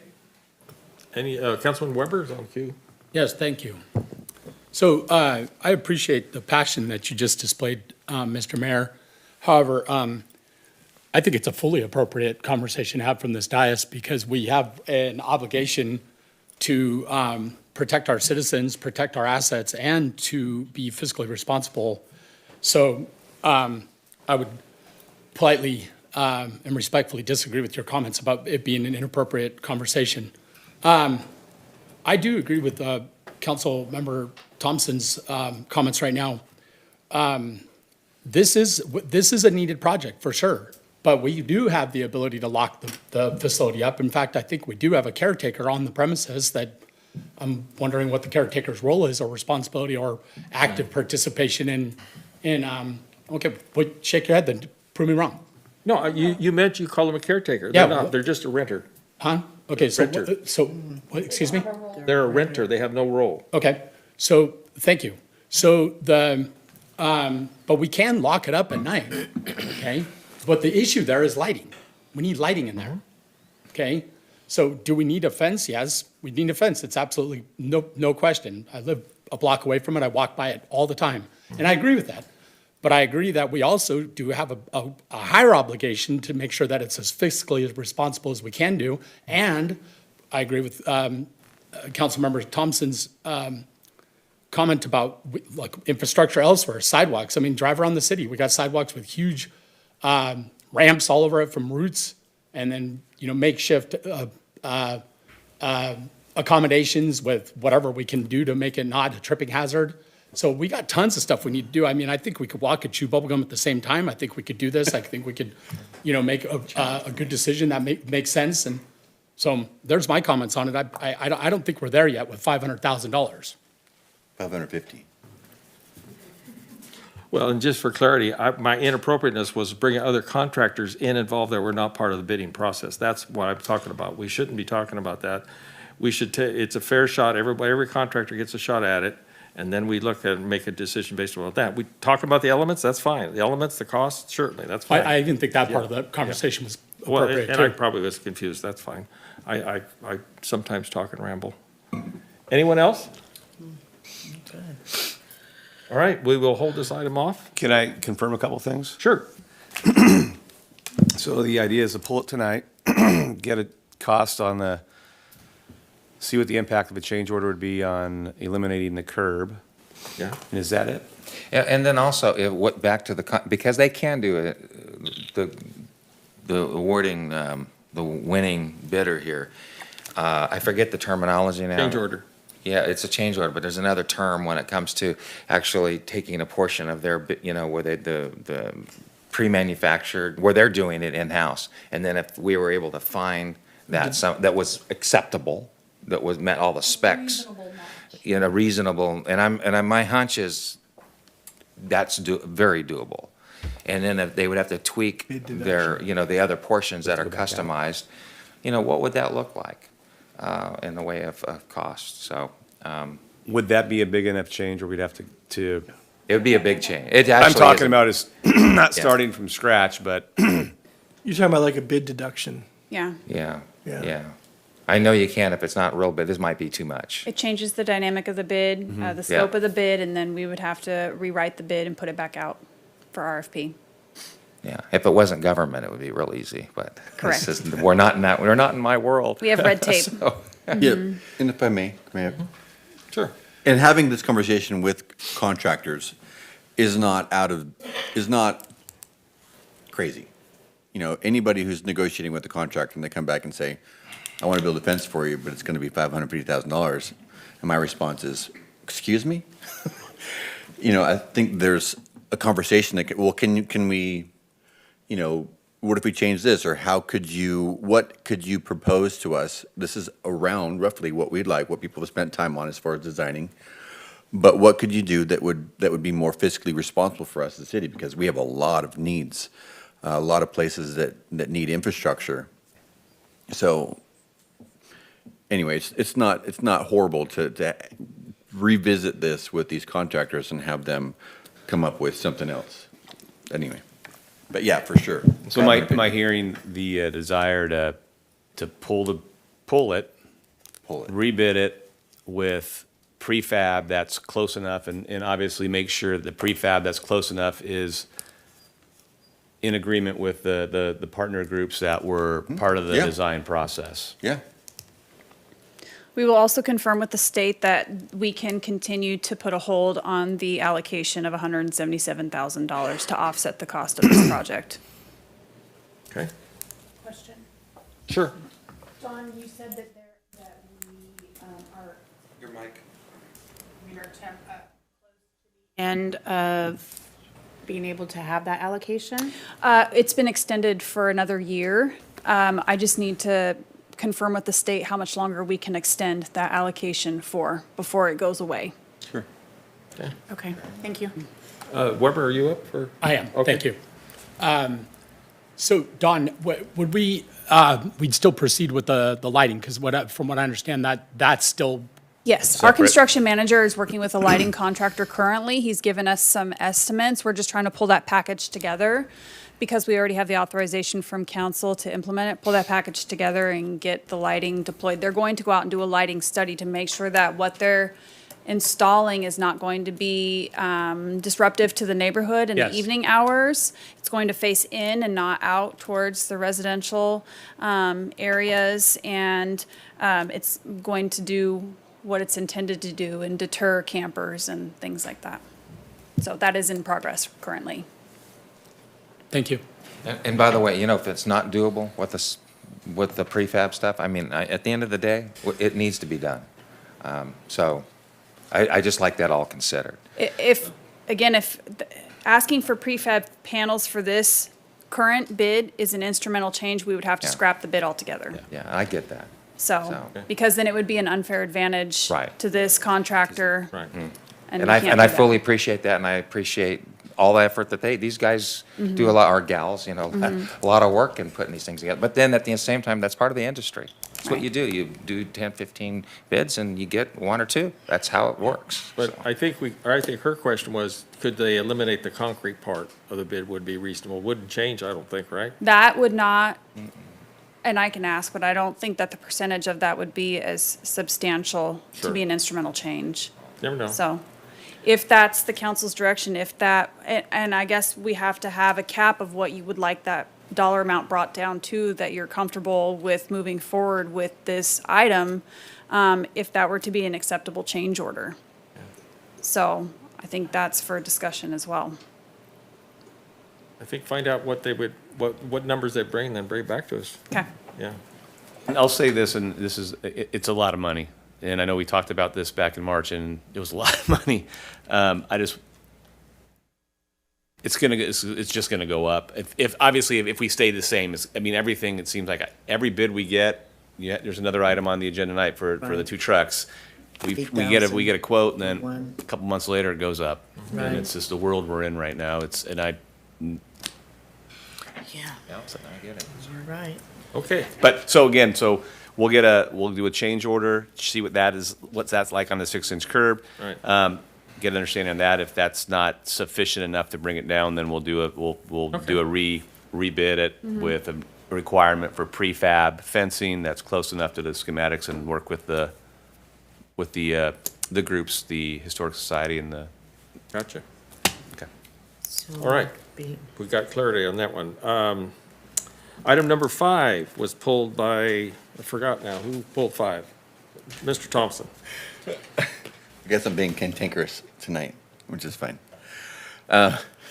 Task order agreement with Trover for construction project management. So,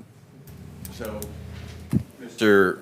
Huber, you made a comment about the previous item about construction management and alluded to what you and I both are talking about as far as some conversation that the city council is having. Now, you said for the other one, huge, streets and whatnot. This is bathrooms, this is a roof, this is lower level construction management, which reflects in the price. It's a third, $280,000 versus $900,000+. Again, it's just, stuff for the city just costs a lot of money. No wonder. Have you ever tried to do a building lately? Yeah. Well, but no wonder our taxes just keep going up, because people know if they're doing something for city or county, state, it is just a whole different world as far as cost. My question, though, that's just a statement. Sure. My question, though, regarding this, do you think, Mr. Huber or Mr. Ring, that with some things that we're looking internally, that project construction management for a bathroom or a roof or interior of city council and whatnot, Boy Scouts hall, that I don't see that that's something that's astronomical, where we need to hire an outside firm if we're potentially have somebody that could do that kind of stuff. I will say that having Trover Construction has been very valuable to the city. They have prepared our bid documents for us. They are the direct liaison with the contractors. They follow up on their work. They are on the site every other day with the contractors. They check all of their invoicing for the city. They are basically an extension or a representative of the city of Oroville, making sure that our best interest is in mind with every project. So they have been an invaluable resource to ensure public safety facility, that project was completed timely and in compliance with the convention center, the city hall roof remodel, the CCC building. They've helped with the housing rehab program. They've really been an invaluable resource and a wealth of knowledge in the construction community to keep these projects on task, where I have not had the time to do that myself. And I do think as if and when staff are added, some of the smaller jobs, could potentially be managed. And again, this isn't a definitive choice for these. These are some potential projects that might get done this fiscal year. So we're not committing, correct me if I'm wrong, Don, we're not committing to absolutely doing this. So this is the ability to do it if we get to these projects and if there's no other resources that are available. But to answer your question, could staff do some of the smaller ones? If project management staff are added down the road, it's a potential. Mm-hmm.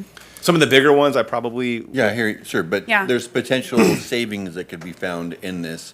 So for me, I would like to see this, because there's no house burning down emergency with these projects, although if you've seen the men's bathroom back there, it's almost an emergency at how much it needs a remodel. Yes, and that's how we have it conveyed in the staff report, is that these are just estimates for potential projects, so that we already have that pre-construction valuation covered. So they would, if the council chooses to move forward and budget for the Girdler building to be remodeled, Trover Construction would already be there to get the process started, to work with RGA, to get the plans ready, to get the documents ready so that it can be budgeted in the 24-25 fiscal year and get moving. So at this point, it's pre-construction, it's just a CYA. If I can use an analogy, this is sort of,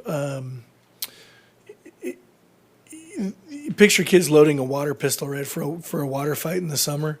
This is loading the water Super pistol. soaker. Yeah, Super this is soaker, the super soaker. Yeah. You're getting it ready. Sure. You do not have to spend a single dollar of this contract if you approve it today. It would only be spent, number one, if the ultimate project is approved, and number two, if you decide you want to move forward with their services for this. As a professional services contract, you can approve it now, and only the work that is actually done on those projects would be billed to the city. So any projects that come off of that can just come off without any further action. I don't know how, I mean, I believe you, I guess just legally, if you and I have a contract, then I have a contract with you. So I don't know how we would go into contract for construction management with somebody and then at the same time say, we have a contract. I agreed to it, you agreed to it, but without agreeing to it, I'm just gonna pull this away from you. How is that? It is, to use an analogy again, it's a time and materials contract. What you're saying is, we may want your services. If we want your services, here's what we're going to pay for them. But we don't want your services until we tell you that we want your services. It's very similar to, I'll use another analogy, very similar to a legal services contract. I'm your city attorney. But if there's absolutely no work to be done, I don't bill you for a single thing. I'm still your city attorney, but my bill is zero because there's no work. And believe me, I would love for that to happen, to have no work. I mean, but again, it is, what you're saying is, these are the projects that we may hire you for. You're locking in the price now for the construction management on those projects. And only when you give staff the green light, will staff give them the green light to start working. Other than that, they don't do any work. I hear you. And I'll say this as a final statement. Number one, I would personally like to see it tabled until next city council meeting, which I know is a month from now. But number two, what you said, Dawn, that if you had some more time that you could do that, and I believe you, you've been done a great job for our city, and that if you had time that you could personally oversee and manage some of these projects. So this is no slight, because you've done an amazing job for the city, but somebody with your skill set could manage some of these projects like that, especially if they had some of the things off the table that you have on your table. So my personal is I would like to see it tabled until next city council meeting where we can, with the decisions that we're making, that potentially we don't even have to go into the dialogue with Trover over certain things and just say these specific projects we want you to manage. So that's where I'm at. I would only like to request 2 projects move forward, and that's the City Hall restrooms and the Chinese Temple re-roof for the Tapestry Hall, because those are already budgeted projects for this next fiscal year, and we would like to have that construction oversight for those. I would like to add, too, that the Girder building is unusable at this point. We have to make that building usable. That's our responsibility. It was given to us, the city, and it's not usable right now. The people that were there are out. They won't use it, so I think that's a priority, too. And the executive committee tasked staff with coming up with an estimate for what it would cost to rehabilitate that building and get it into a functional use. So I think that the simplest of it is, this is a contract that's only cost us if we decide to spend the money.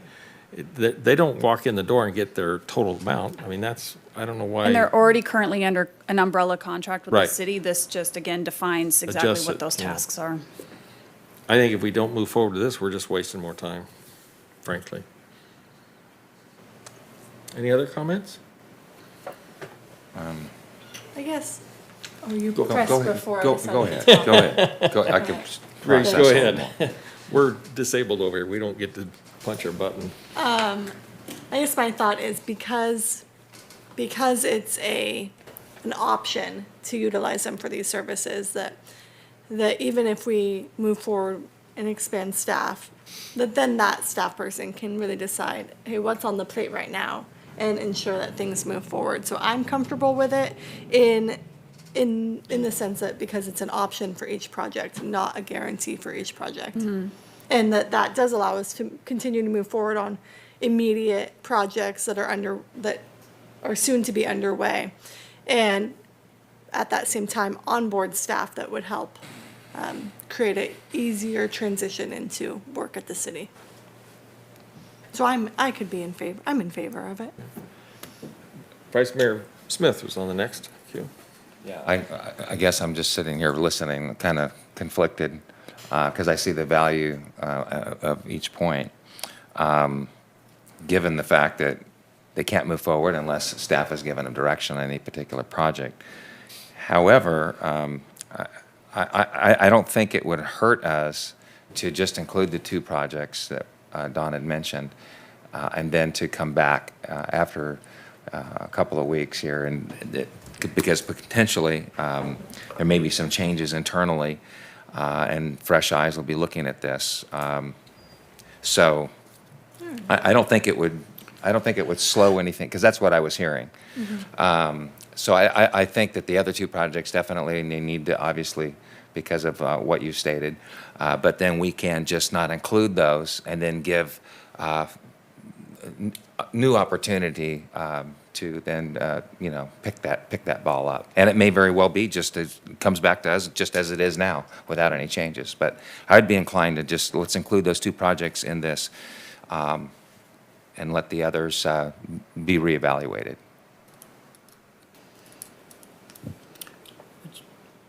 Don, what were those two projects again? The two that you said? What I mentioned was City Hall restrooms and the Chinese Temple Tapestry Hall re-roof. I'm in the queue. About 22,000. Councilman Goodson. And so what is your thought on the Girdler building?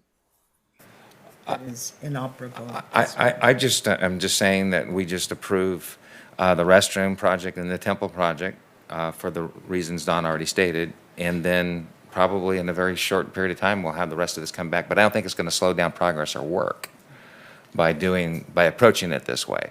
And if it did, I would have a different feel. If you were, no, this is going to have delays, it's going to cost us more, then I'd say let's just prove it exactly as written tonight. And just to clarify, for the Girdler building, it wouldn't even reach that $50,000 mark because it would only be pre-construction efforts to work with RGA to develop an estimate. So you wouldn't even be close to that percentage of what their estimate is for that budget for the Girdler building. It would be probably much less than $10,000. And correct me if I'm wrong, but I think we have a pre-study done on that particular building that identified many of the problems already. So there's been a lot of work done. We just don't know what the estimates to repairs are. That's correct. Yeah. So I would like to include that one just so that we can look forward to see what's necessary, because. The gurgler as well. Yeah. Even with a not to exceed for that one. That'd be fine. I'm in agreement with that, too. Okay. Any other comments? If not, I'll entertain a motion for the temple, the bathrooms, and the Girdler house. So moved. I'll second that. If that's enough information on a motion. Is that enough on the motion to understand? It's enough for me. Okay. All right. Then we'll have to call roll in, please. Excuse me, any public comment on this item? I don't have any speaker cards, Don't have any Mr. Mayor. cards? Okay, Nope. thank you. Call the roll. Councilmember Johnstone? Yes. Councilmember Riggs? Yes. Councilmember Thompson? Yeah. Councilmember Goodson? Yes. Councilmember Weber? Yes. Vice Mayor Smith? Yes. Mayor Pittman? Yes. Motion carries. Thank you all. And item number 6 was pulled, and that was. Number 5. That was not me. That was not you. Okay. I guess that was Vice Mayor Smith. Number 6, yes, thank you.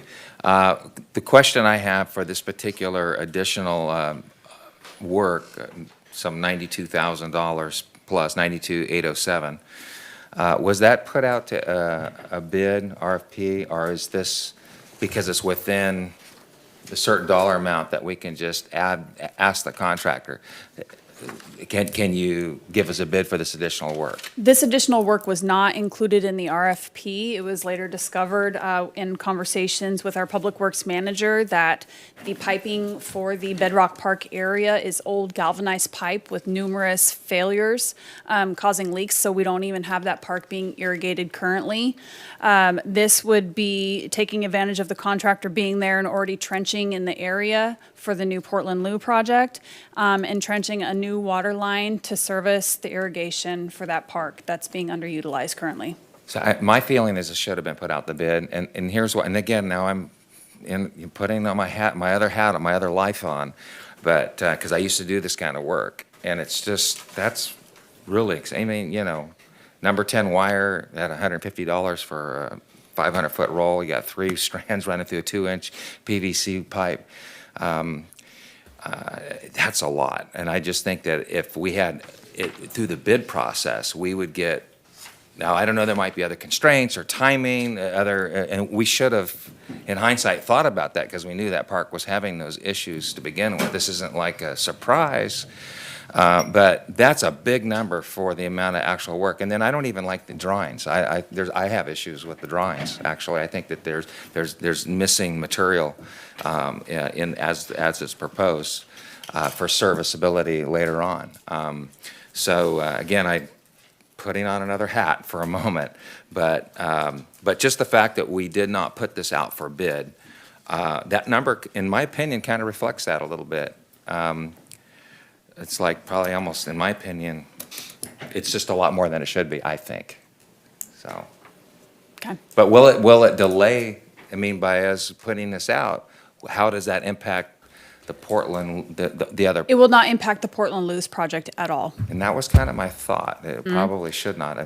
But obviously, the issues with what's going on are going to continue, which is unfortunate. Correct. The contractor for the Portland Loo project will be replacing portions of that line because they will need to have water running to the new Portland Loo. However, that was why we thought that it might be best to ask them for a change order to include the other lines while they're there and doing the work. But again, it doesn't have to move forward. We can put this out as a separate bid. Is that one 20-amp circuit? Because that's 500 feet, that's why the wire's so heavy, but is it just a single 20-amp circuit that they're using to provide power for, sprinkler system? I am not sure on that detail. Okay, because that's what I was looking, it was just, again, information there, but my thought was there was not a competitive bid. The number, in my opinion, even considering costs nowadays and all that, even with that, I think we can do better on that number. Certainly.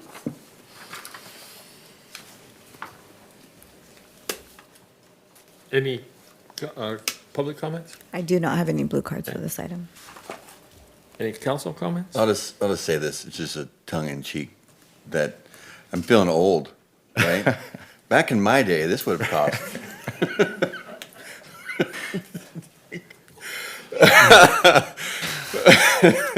I suggest you go out to Home Depot and try to buy one. Oh, yeah, Try to right? go out and see what the prices are, because. Yeah. I was you know, just there just yesterday. Yeah, buy a coil of wire and see what you're gonna pay, it's ridiculous. But And I'd like to that's- see Schedule 80 on that instead of Schedule 40, if I might just blurt that out. Just because, when you have to dig that Schedule 40 fails way too much. I've managed parks and stuff in my other life, and I'd like to see a more robust material, actually, so a little bit more cost, but it'll save us a lot of money in maintenance down the line. I will relay that to the engineers. Okay, so what are we gonna do with this item? What's Table. council's prerogative? Any motions to move this item? Any motions, period, at all? I make a motion, we put it out to bid. Is that what you're talking about, right? Yes. Yeah, I make that motion. I'll second. Okay, With the Schedule 9. 80. 8. 80. 40. 30-fold. We're way deep in the weeds here, We folks. are. All right, let's call the roll, please.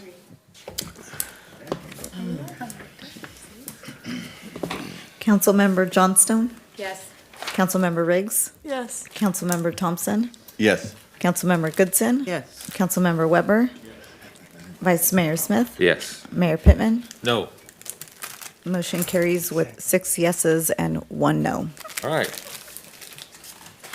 Item number, let's see, 7's already on consent, so we now move forward to regular business. Mayor, I need to recuse myself for financial purposes as Chico State's my place of employment.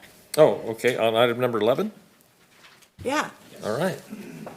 and I'm gonna have a snack back there too. We're going to be quick, so. Wow.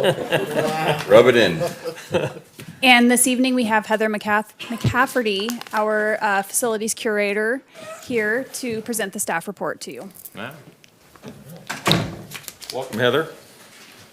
Thank you for your patience. Yeah. It's great to be here. It's very interesting. Thank you.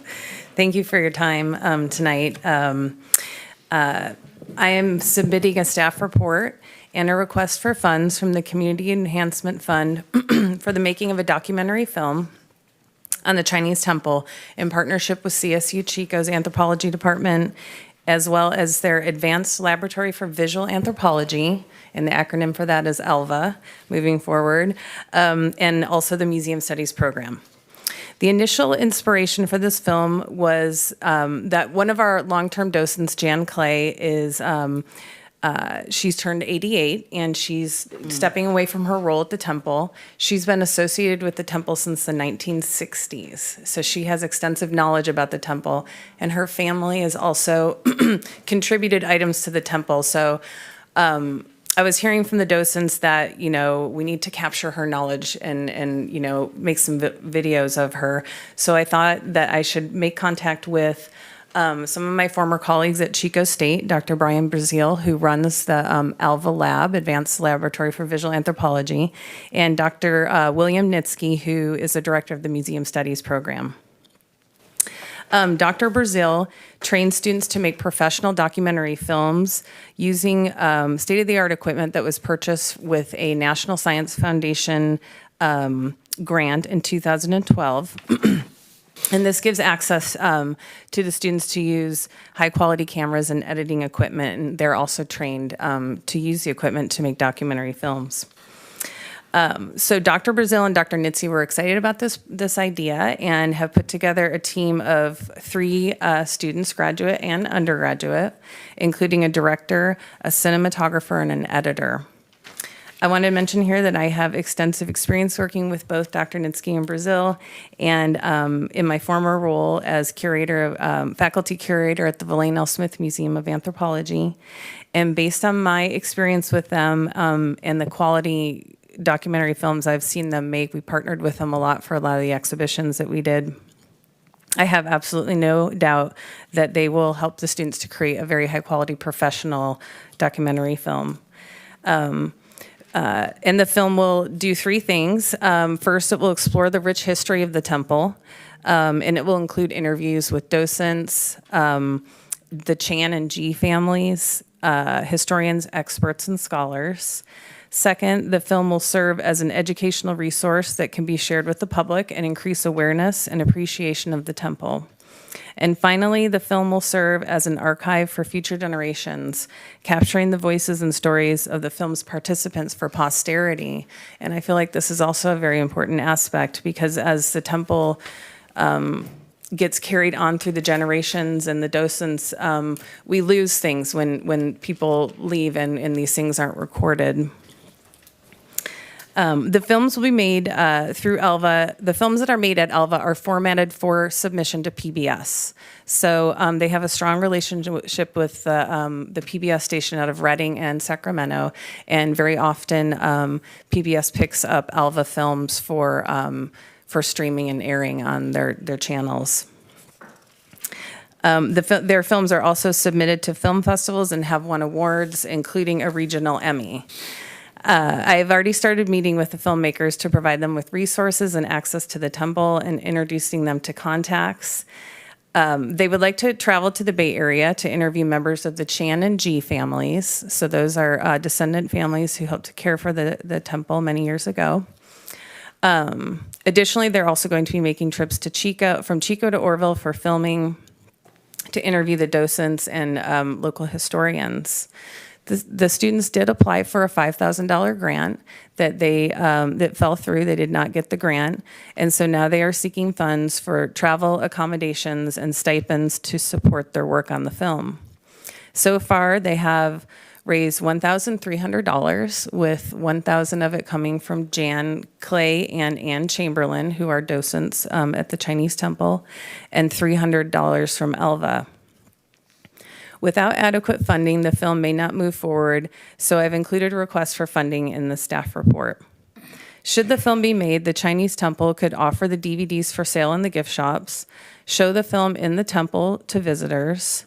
The film could also be used in classrooms, and we'll also have a link to the film that we can put on our museum website.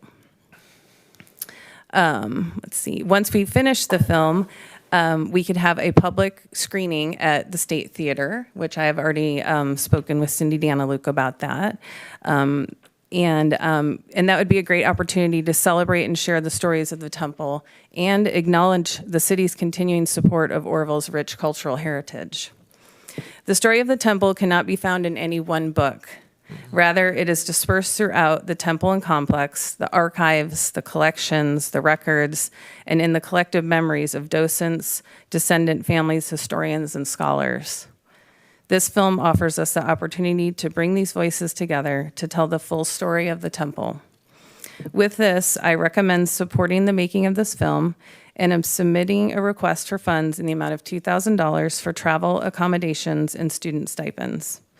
Thank you for your time, and I'm happy to answer any questions. Thank you, Heather. Very good. Councilman Smith, Vice Mayor Smith is in the queue, real quick. Yes, thank you for that, Ms. McCafferty. History is, as you know, that's your world, super important, and I think that we have a responsibility to capture that history, to share in perpetuity, to those that come after us. I think this is just, in my opinion, from where I sit, a start, and I'm just really excited that you've picked this up. $2,000 to capture forever our history is, I would spend much more than this on this type of a project. During COVID, the chamber, we went around and met with different docents, and I filmed.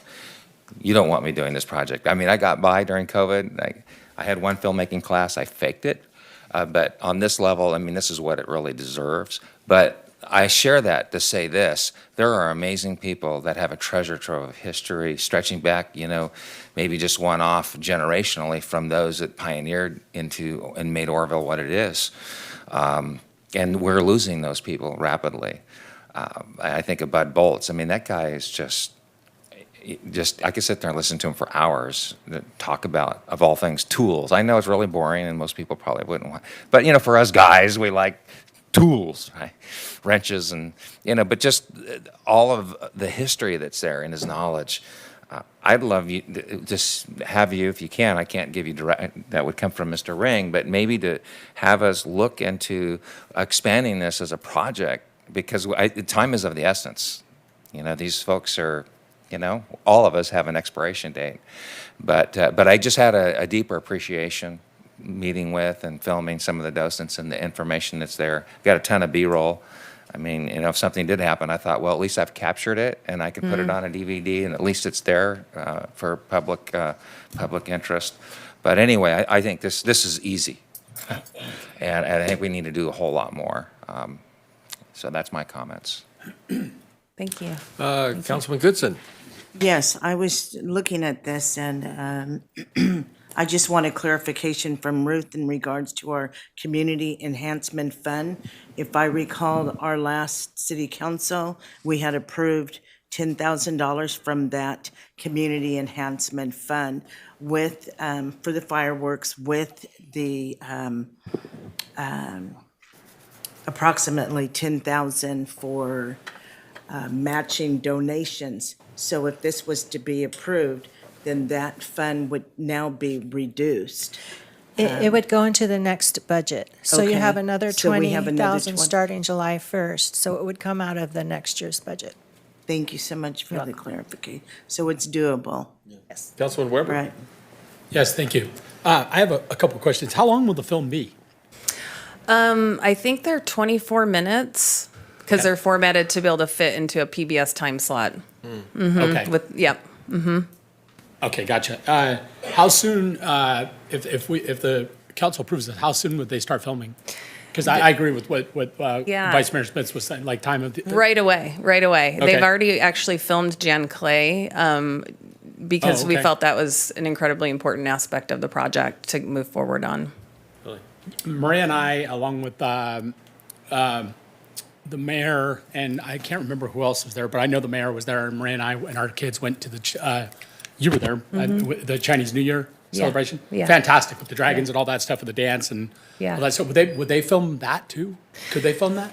They won't be filming that probably for this this documentary film because I think they want to finish it by September. Oh, okay. So I mean they might be able to get some footage possibly if they wanted to include that from the local news stations.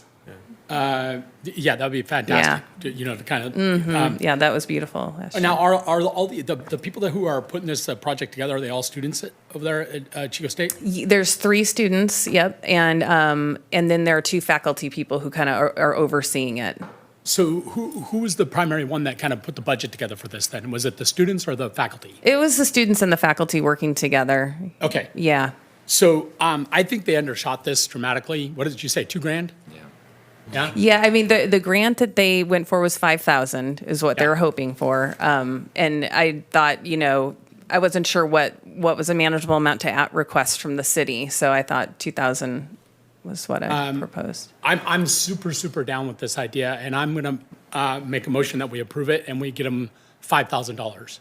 I was going to say that. Yeah, we give them $5,000 that way, because you're talking, they got to travel, you know, down to the Bay Area, whatnot, and so I say we give them what they want, and then hopefully they give us a product that's super great, and then that'll bump their morale as well. So that's my motion, that we adopt this and that we give them 5,000. Okay. Mr. Thompson's next. Thank you. I just want to mention that us on this side are at a disadvantage to get ourselves in the queue. You over there can push the button, and we just have to wait till you're done. But absolutely, Mr. Weber stole all of my comments, so I'll just say I On agree purpose. with all of what he said. Absolutely, I'm 100% in favor of 5,000 to make sure that they have enough to get the project done on time and with quality, because by the way, I loved with the rich history that we have, and I love the fact that you used that, because such key words for our city and rebranding, you know, you said it, rich heritage or rich history, because our community has that, and the Chinese temple is definitely a part of that. So I think it's important to highlight the fact that Oroville is a city with rich history. Tracy, you have a comment? I just wanted to say thank you for everybody involved in this project. I think it's really important, as everybody's mentioned so far, that we do make sure that the history keeps moving forward, that we know the history, the rich history of our community. I mean, I think it's really important. So I'm fully on board for the 5,000. And let's see what they can do with that. So I second it. Thank third it. you. I did want to mention that they've already raised $1,300 towards Great. their goal. So I don't know if you wanted to reduce what you give or okay. No, I think what I'd like to see is 5,000 up to 5,000, whatever you need. Okay. And then if you need more, come back to us. All right. Right now, the motion though is for 5,000, 5,000. right. Which is second, and I think it's up for a vote. It is up for a vote. And any public want to comment on that before we start the vote? Seeing none, call the roll, please. Councilmember Johnstone? Yes. Councilmember Thompson? Yes. Councilmember Goodson? Yes. Councilmember Weber? Yes. Vice Mayor Smith? Easy, yes. Mayor Pittman? Yes. And a recusal by Councilmember Riggs. Motion carries. Would you like to come up and talk? Well, I don't want to come up, but All right. I worked with the G family last year, and if you will contact them, they would be very much interested in this project. we have contacted Darlene G. P and Lily, yeah. I have one more comment.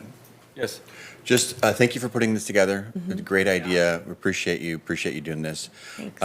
With seeing how well this is made or whatnot, this may open the door for, because Oroville really is a town with rich history.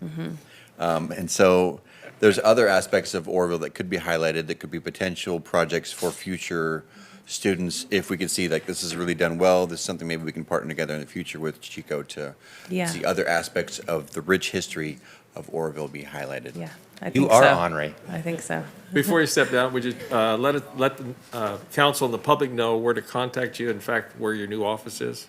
My new office is at the Chinese Temple Complex, so you're welcome to come by there. And did you want me to give my phone number or my email or? Contact that if anybody can get a hold of you through that process and that number. We'll bring our website up to speed though, aren't we? We're working on that. Thank you, Heather. Thank you. Thank you. Very good presentation. I'll go get Chrissy. I think Janet did. Oh, I'm gonna go. Okay. Do we need a restroom break before we start public hearings? No?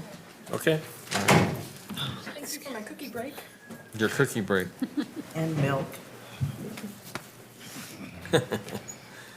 I'll wait for Thompson to get back here real quick. You sure? So the next item on the agenda is public hearings, correct? And public hearings, item number 12 would be adopted budget. Ready to start? Yes, right Okay. ahead. Good evening, Mayor Pittman, Vice Mayor Smith, and council members.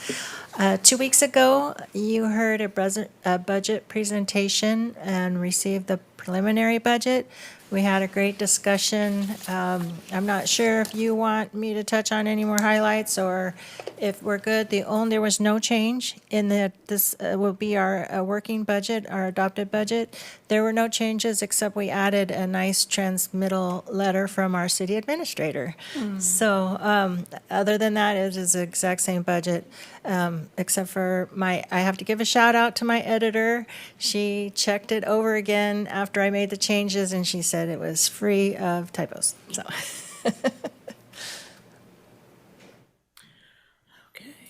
Any public comments or any public cards? Yeah, I have my own comments, but I'm asking the council first, so. Any public comments on the budget? Seeing none? No blue cards? Okay. Any council comments? No, Thompson back. I have one comment that it describes my vote on this, and this is just my comment. She'll pass out the written comments that I have, so you all have exactly what I'm saying. But I'm related my comments to, and this is related to the expense of service. As we've been talking about tonight, expense of service seems to be on the topic.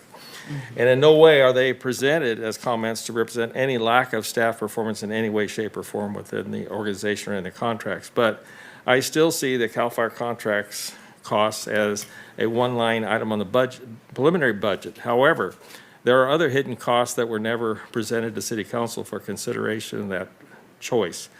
The CAL FIRE contract employees are not allowed to handle fire marshal duties that were included in our previous fire chief duties, which were performed at no additional cost. Consequently, the City of Oroville has had to hire a contract part-time fire marshal at a new additional cost.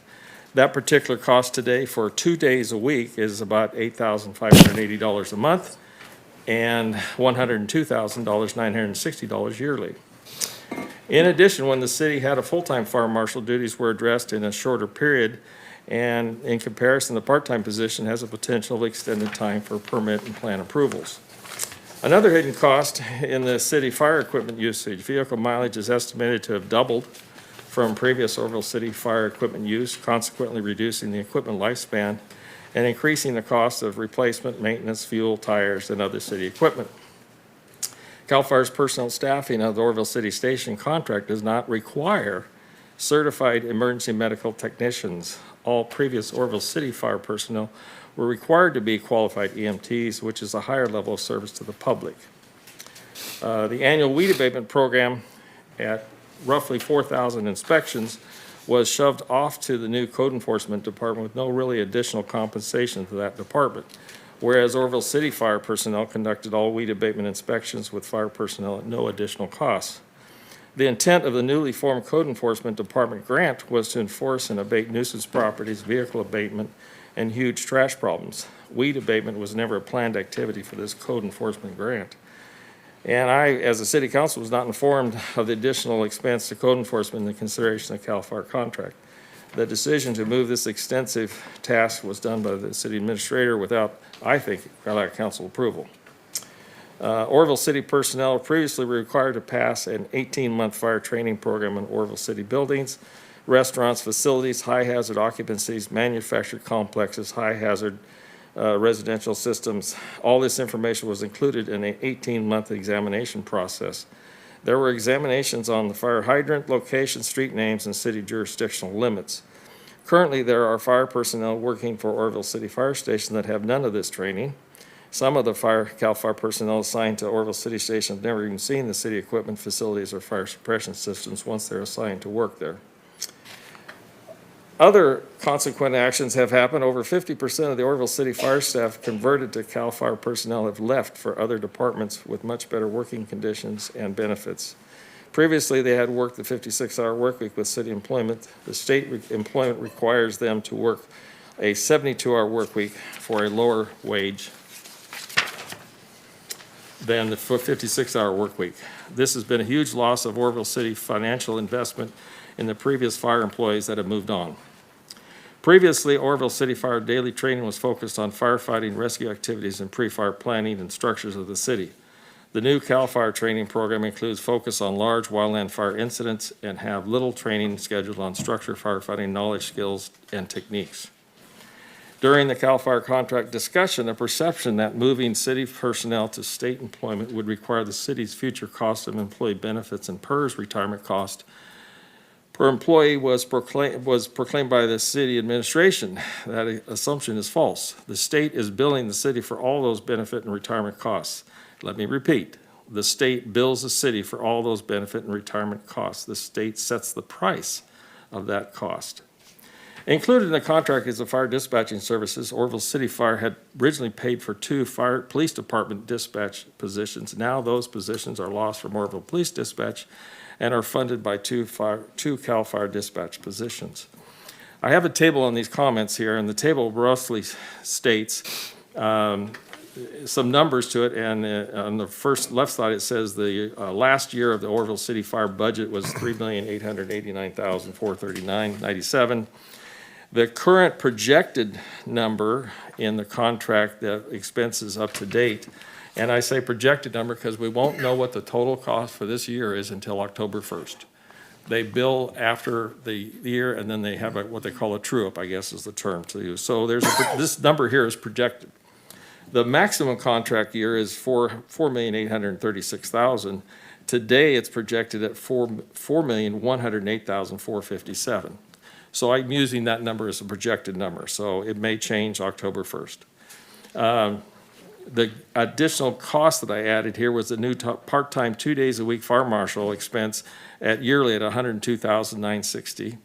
And then we've also had to add administrative assistant city staff, which is in our current budget at 0.2 of a time, which is $28,209.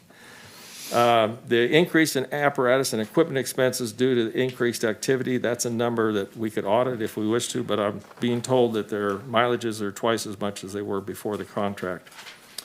And also the increase in code enforcement, weed abatement ordinance enforcement costs. If the council's interested, I'm sure you could ask our department head how much time and effort he's putting in those inspections. He's very eloquent with those kind of numbers, and if you wish, I'm sure he would provide those to you. And that translates into a cost. And then the other cost that was born here in this concept of the transition medical cost of converting the city fire personnel to state employment. The city sought a 2-year loan, and they have paid the $738,812, which was a transitional cost for the members that left city employment to state employment. So down if you add this up and look at it, and realizing we won't know exact numbers until October 1st, but at this date and time, I would say we have a $350,187.99 additional expense than what we used to pay for fire service in the city. I also want to compliment this current city council to see the need for new equipment for city staff to get the many tasks done. The city fire department had requested replacement for many of the previous budget years and was not allowed to come to the council for consideration. Consequently, City of Oroville is spending a considerable amount now as prices have increased. So my compliments to this council for replacing or adding, or ordering a new fire apparatus and appliances at $1,200,000, which is a 2-year delivery time. As an elected representative and fire service expert with over 40 years of service experience, I have a duty to see every tax dollar is delivering efficient and effective public service. I look forward to your future discussions to consider a more efficient and effective fire service for the city of Oroville. That's my reasons for the vote that I'll take on this budget. I also want to add another thing. In discovering this, there's another page attached to this, which is a copy of the invoice. And I understand our city contracts with outside services of the private firm. We are paying for 2 building inspector positions. And in review of the invoice, it shows for the cost of April 2023 at $30,624 for 2 building inspectors. At that cost, my observation is it's time for the city to have permanent positions at a considerable cost savings. I just offer my comments as part of the dialogue. Thank you all. Mayor? Yes, sir. Oh, I'm sorry, didn't see your, go ahead, Vice Mayor Smith. Yeah, I don't want to get into a full discourse on CAL FIRE as a part of the budget, but I would like to comment on your comments just in brief. I fully invite a complete evaluation as we approach the end of the contract with CAL FIRE to see if we're getting the biggest bang for our buck. I'm certainly not going to challenge some of your expertise. Obviously, this was, you know, your realm for many, many decades. So I respect that. However, not to be disrespectful, but this is your area of expertise. And earlier, some of us, you know, in contract, just for contrast here, just to make a point, we were kind of getting into the weeds a little bit, and we were, wrong or right, on our evaluation. Councilman Thompson is a former contractor, and myself, and so as we're commenting, you know, we've got to watch as the old adage of, you know, behold the beam that's in our own eye before we try to take the speck out of our brother's eye. So, but I do accept this, and I'll look at it. I mean, I was already making points here where we could have that discussion, right? But for my perspective, the biggest overwhelming looming concern was the absolute fact, it's not a debate, that CAL FIRE Station 63 in my district where I live in the city of Oroville provided service to the city of Oroville and has for many, many years.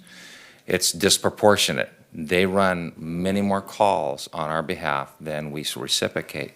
That was an unknown quantity. As you've already pointed out, there are unknown quantities. So that dynamic was coming, the change. Chico had that, where they started getting billed by CAL FIRE because of that disproportionate. So there's a lot of elements here, you know, again, without getting into the weeds. I mean, you pointed out there are some costs that maybe weren't considered or realized, and I accept that. I mean, I certainly need to drill down and evaluate that. But at the same time, I think we need to reserve this. We need to have a full special meetings probably to really have a full evaluation, some experts to come in and speak to us and really have a full evaluation. I invite that wholly because we do have a fiduciary responsibility to the city. I just think it's a little bit premature, you know, to really drill down into this fully. But those are my comments. Okay, thank you. Ms. Riggs, Councilman Riggs.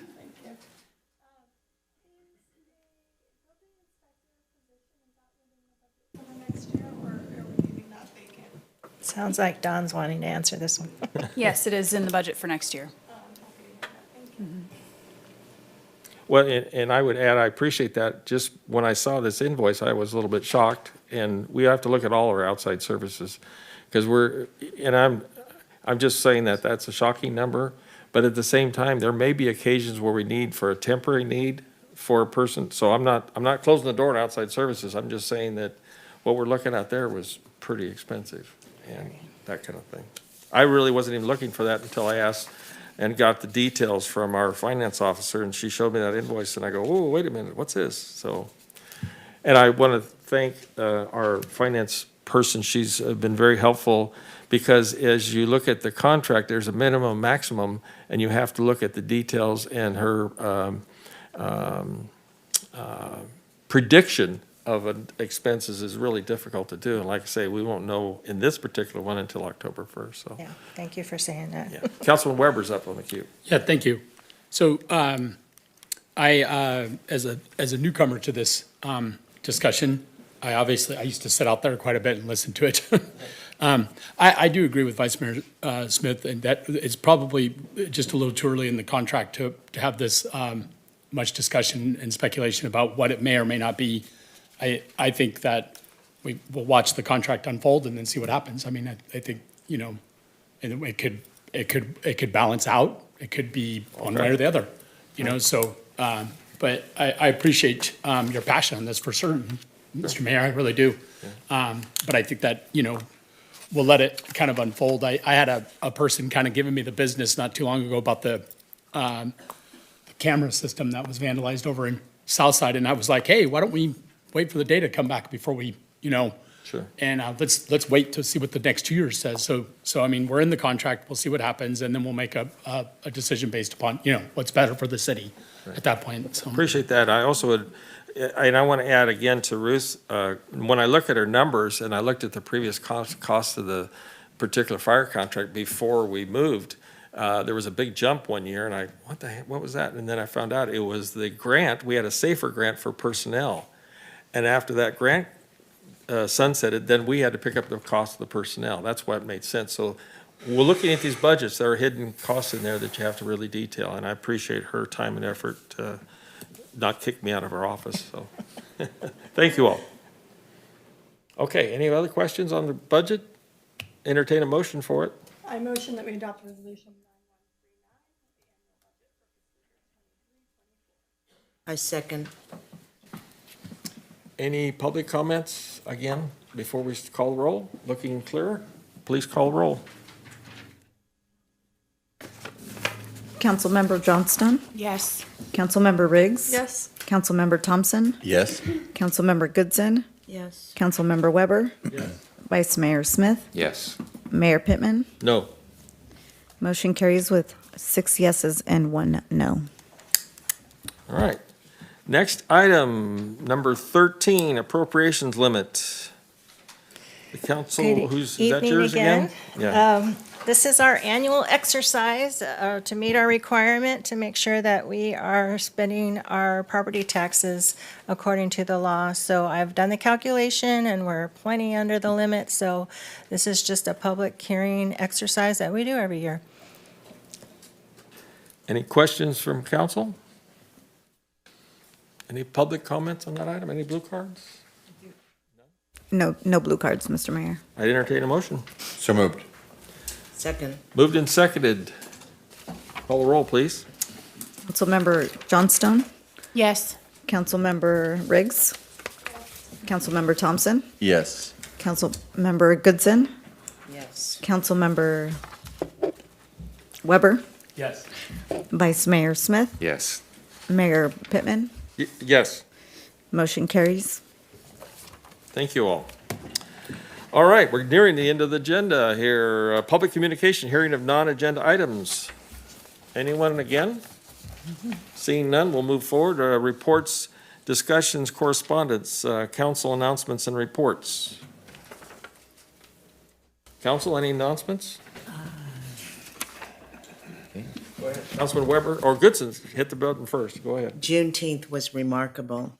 As always, it's an excellent celebration. It was well attended by our community. We could not have asked for better weather. There were so many vendors. I think I stopped at maybe 35, but a lot of nonprofit organizations and the community came out to support. And our councilwoman Chrissy, she was there. Congressman Lamalfa made his rounds as well. So thank you for all those who attended and supported. Councilmember Wendell was there as well. Was Yeah. Well, I seen David, but you was busy talking. Me and David was chopping it up. All Yeah. right, well, there you go. Thank you.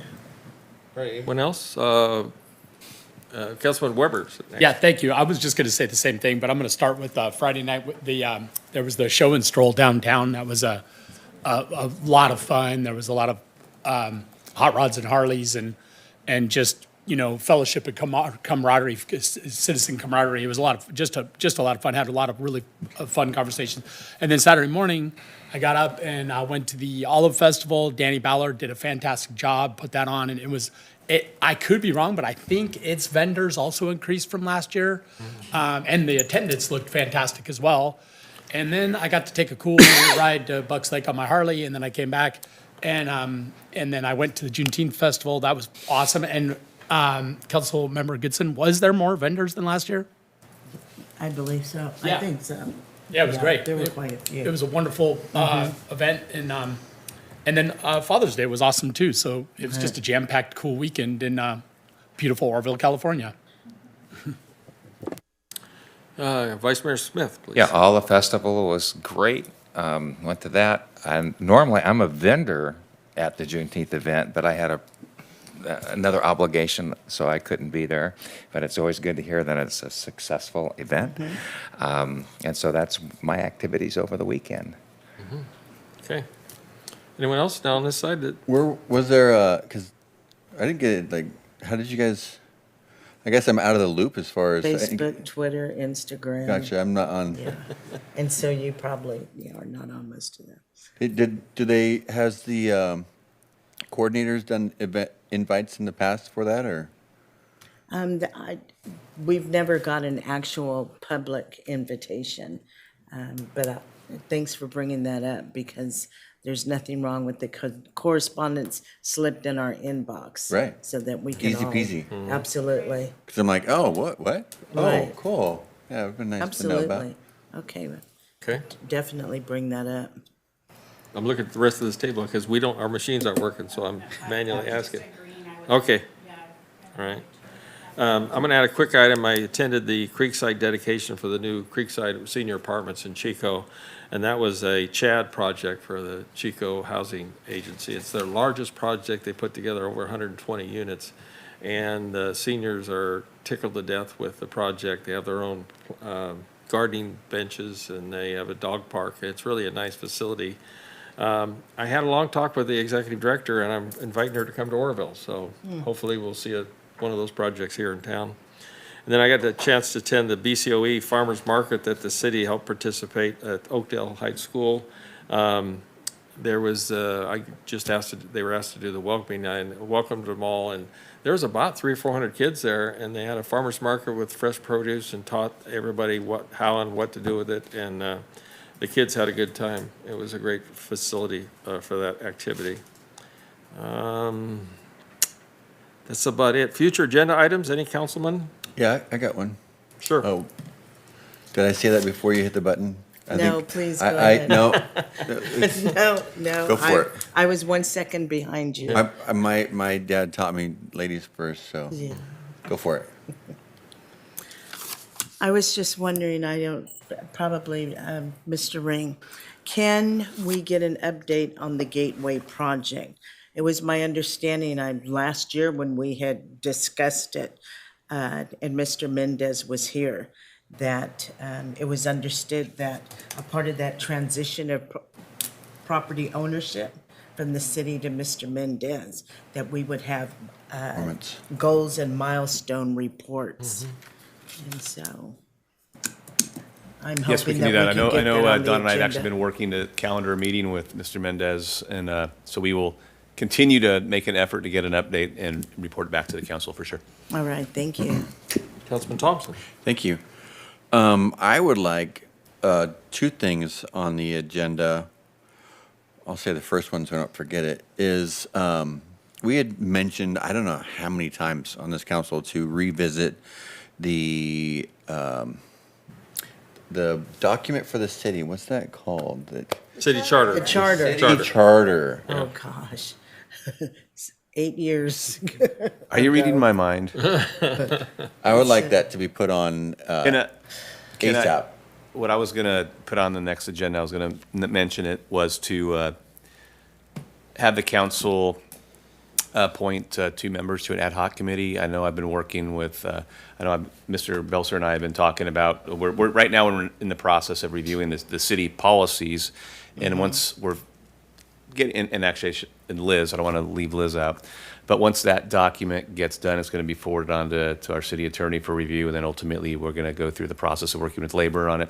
But then when we get that done, we've been talking to, that's our next goal. Obviously, I know the election's coming up, but it'll be here before we know it. And if we want to make any charter cleanup changes, whatnot, we'll need to have that done probably by next summer. So my thoughts were if the council wanted to appoint 2 members of the council I to think the work mayor has with to staff. appoint him, right? I'm entertaining volunteers. I would like to volunteer.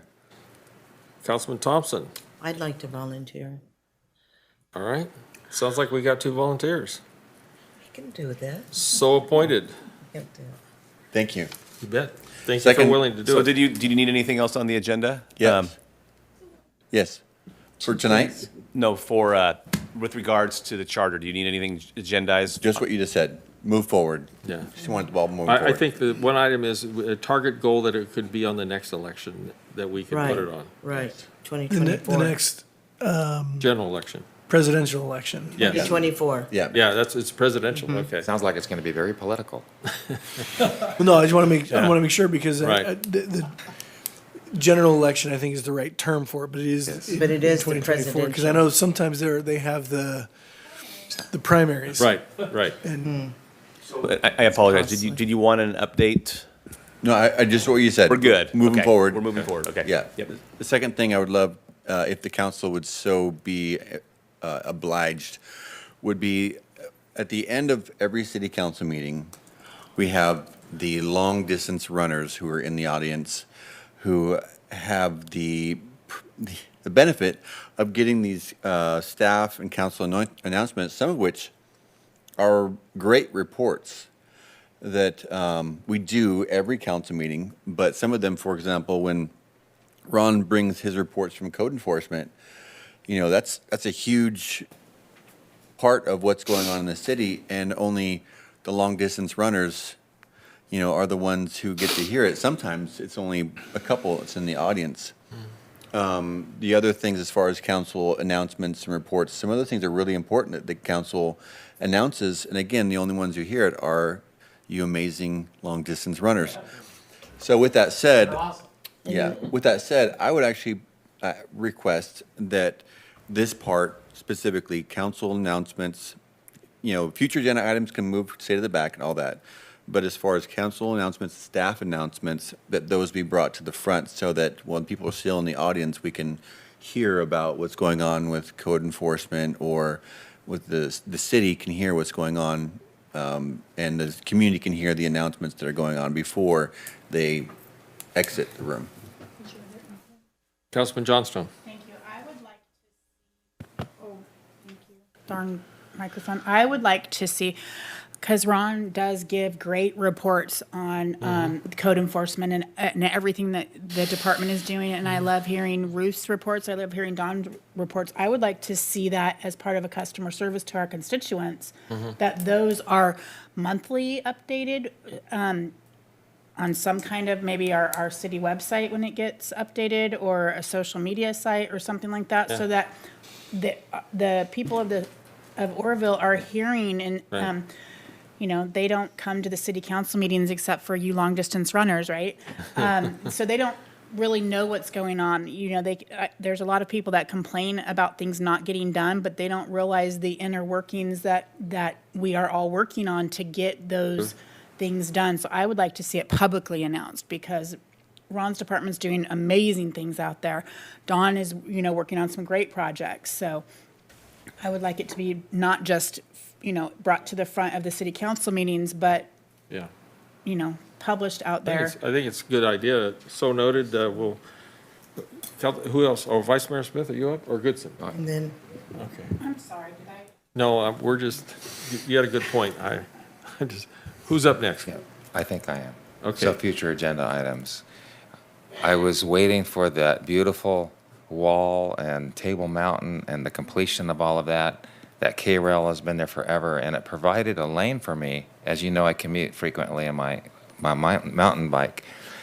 And now that the K-rail came up and everything got put back to the way that it was in review of our own ordinances, I discovered that the north part of the city where I live and downtown and the rest of the city were cut off for those of us that commute on a bicycle, essentially. That's a drag. And looking at our Master Plan 2030 general plan, whenever we do developments, like all the apartments up there, we touch streets, we're supposed to then consider bike trails and bike paths, because that's a major form, and it will be a growing major form of transportation in the future. So how to fix it short term?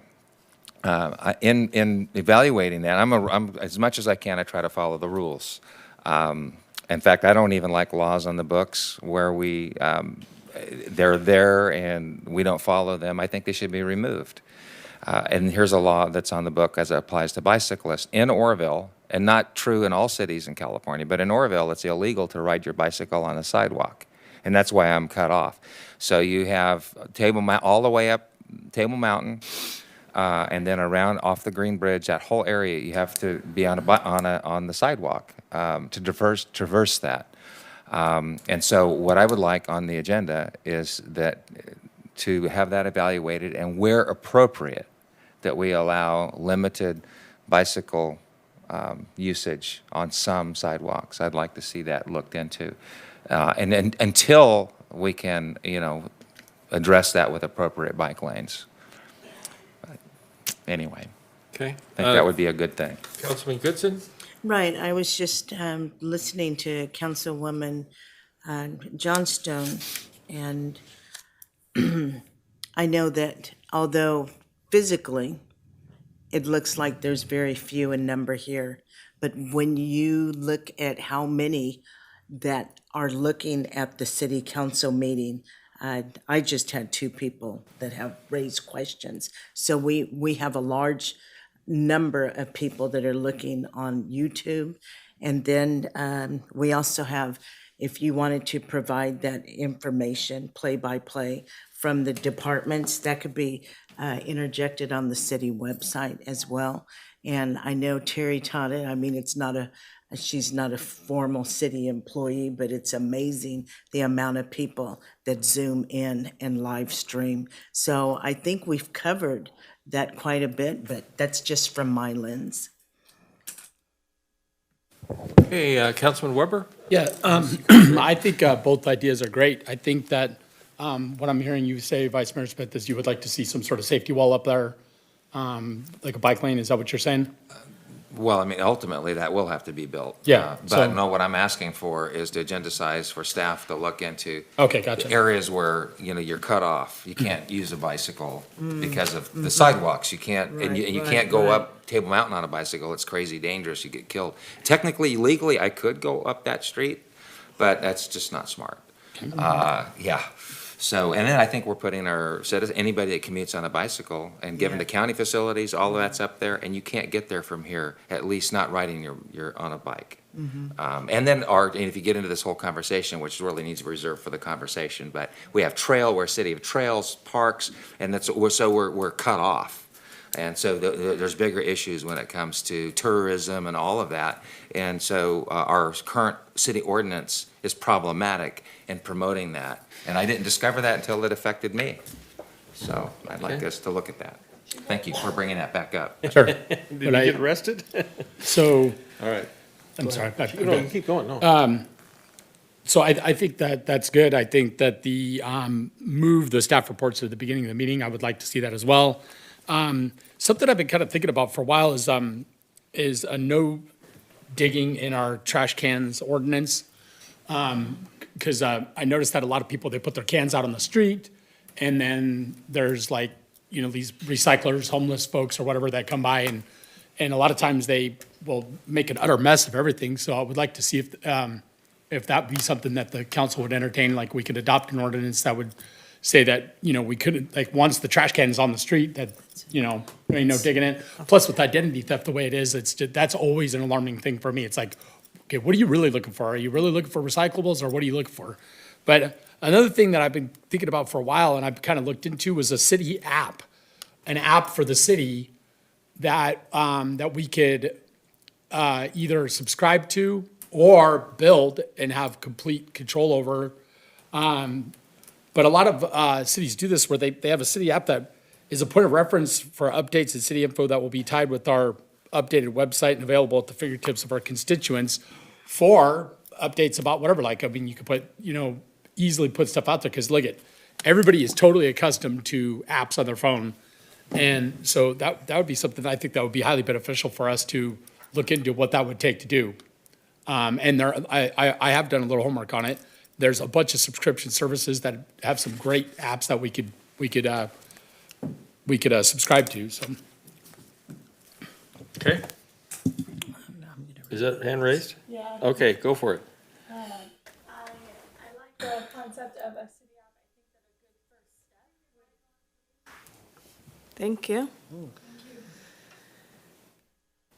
I like the concept of a city app. I think that a good first step in order to identify what might be feasible for such an app would be making our website mobile friendly, because it's simply not, and that's an accessibility issue.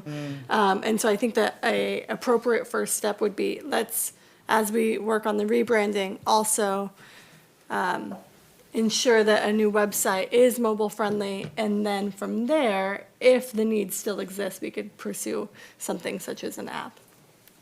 Thank you. Okay. Are we all good? I'm going to add one more item on there just for a future agenda item. He brought it up because he talked about trails. I know that the Feather Recreation Park District has been working diligently to finish the trail underneath the upper bridge. And I know they're short something, and I don't remember what the numbers are, but could we communicate with them and find out what their needs are to finish that part of the section of the trail underneath? Because that would be it's a great tourist thing to say, take the trail and go all the way up to the dam and back, and I don't remember the numbers. I know they're very close to it, and it'd be interesting to see if there's a possibility of helping. Let's move on to department reports, administration reports. Who's up first? Anybody? Amy looks like she's ready to grab. I have no report, Okay, except for I will be on that's vacation. a beginning. I will be on vacation next week. What our so. police chief? I have no report. Okay. Brian? Yeah, just a couple things. We're also going to have a report on the July 18th meeting on Mission Esperanza. I will say that there's been some developments in that, the timing and on the project, so, and the funding, the grant. So I know we're going to have Susie Cockham's here, I believe, to do a presentation on a number of components of that project. And then the last thing I had really quick is this is Dawn's last council meeting. So I want to obviously recognize Dawn. I know she has put in over 13 years of service to the city. She started out, I think, administrative assistant and moved her way up to, obviously assistant director. She's had a ton of responsibility the last few years. I can say that in my 3 months here that you won't see a more dedicated, harder working individual, and she's just been a pleasure to work with, and I will significantly miss her, so, and wish her the best of luck. Thank you. Yes, indeed. Thank you, Dawn. Speech. Well, Dawn, you got a department report? I've spent the last couple of weeks consolidating things, closing them out, making many lists of projects, and ensuring that everything will be in good hands when I'm gone. Thank you all for the time that I've been here. I've enjoyed working with all of you. It's been quite a pleasure. So I am looking forward to my new endeavor, but you will not be forgotten at all. Thank you. Thank you. Ruth? Thank you. I think you guys might. You might be tired of hearing about software, but the day is getting closer that you might not be hearing about it anymore. So we're going live with our finance software on July 1st.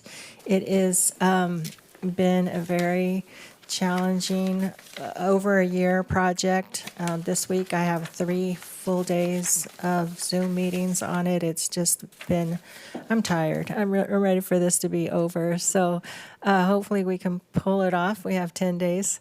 So hopefully everything will go smooth, but all indications are looking like we're good to go.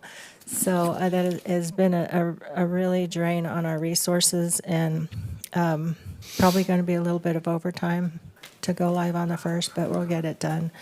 And I too, Brian beat me to it, but I wanted to say that we're going to really miss Dawn, and that it's going to be a big hole of all the stuff that she's done. Mr. Belser. Just want to report my code enforcement team did some training presented by the California Association of Code Enforcement Officers on vice, drugs, and gangs, and the training was specific to them being able to identify unsafe people when they're out and about and in the community, and also on how to deal with homes where gang members are hanging out, where drugs are being sold, how we deal with the property owners, the renters there, through a civil action versus a criminal action. It was really good training, really well received by my team. They're very busy, as we talked about, with the fire inspections. This last couple weeks, they opened up 330 cases and mailed out 408 letters, which consumed about 102 hours of work time. Between the inspections and mailing out the letters, the cost of mailing out letters, and the impact on the team, it was roughly around $68,250 in expense, if you want to talk about time and effort and cost to dealing with that issue. And the other that issue is weed abatement. Yeah, and the problem is with weed abatement and how it's done is like, you can't, if say we got compliance out of half of these individuals, so you got 330 individuals, so 165 individuals you get compliance from, and the other 165 that you don't, you have to go out and get 165 abatement warrants to cut down tall grass that is hazardous in the middle of the summertime, which we're not going to do. We're not going to start a fire as a city, as far as liability goes. And then the billable hours to an attorney to author these abatement warrants, get them through to a judge, and get them to us. By the time that happens, it's going to be raining again.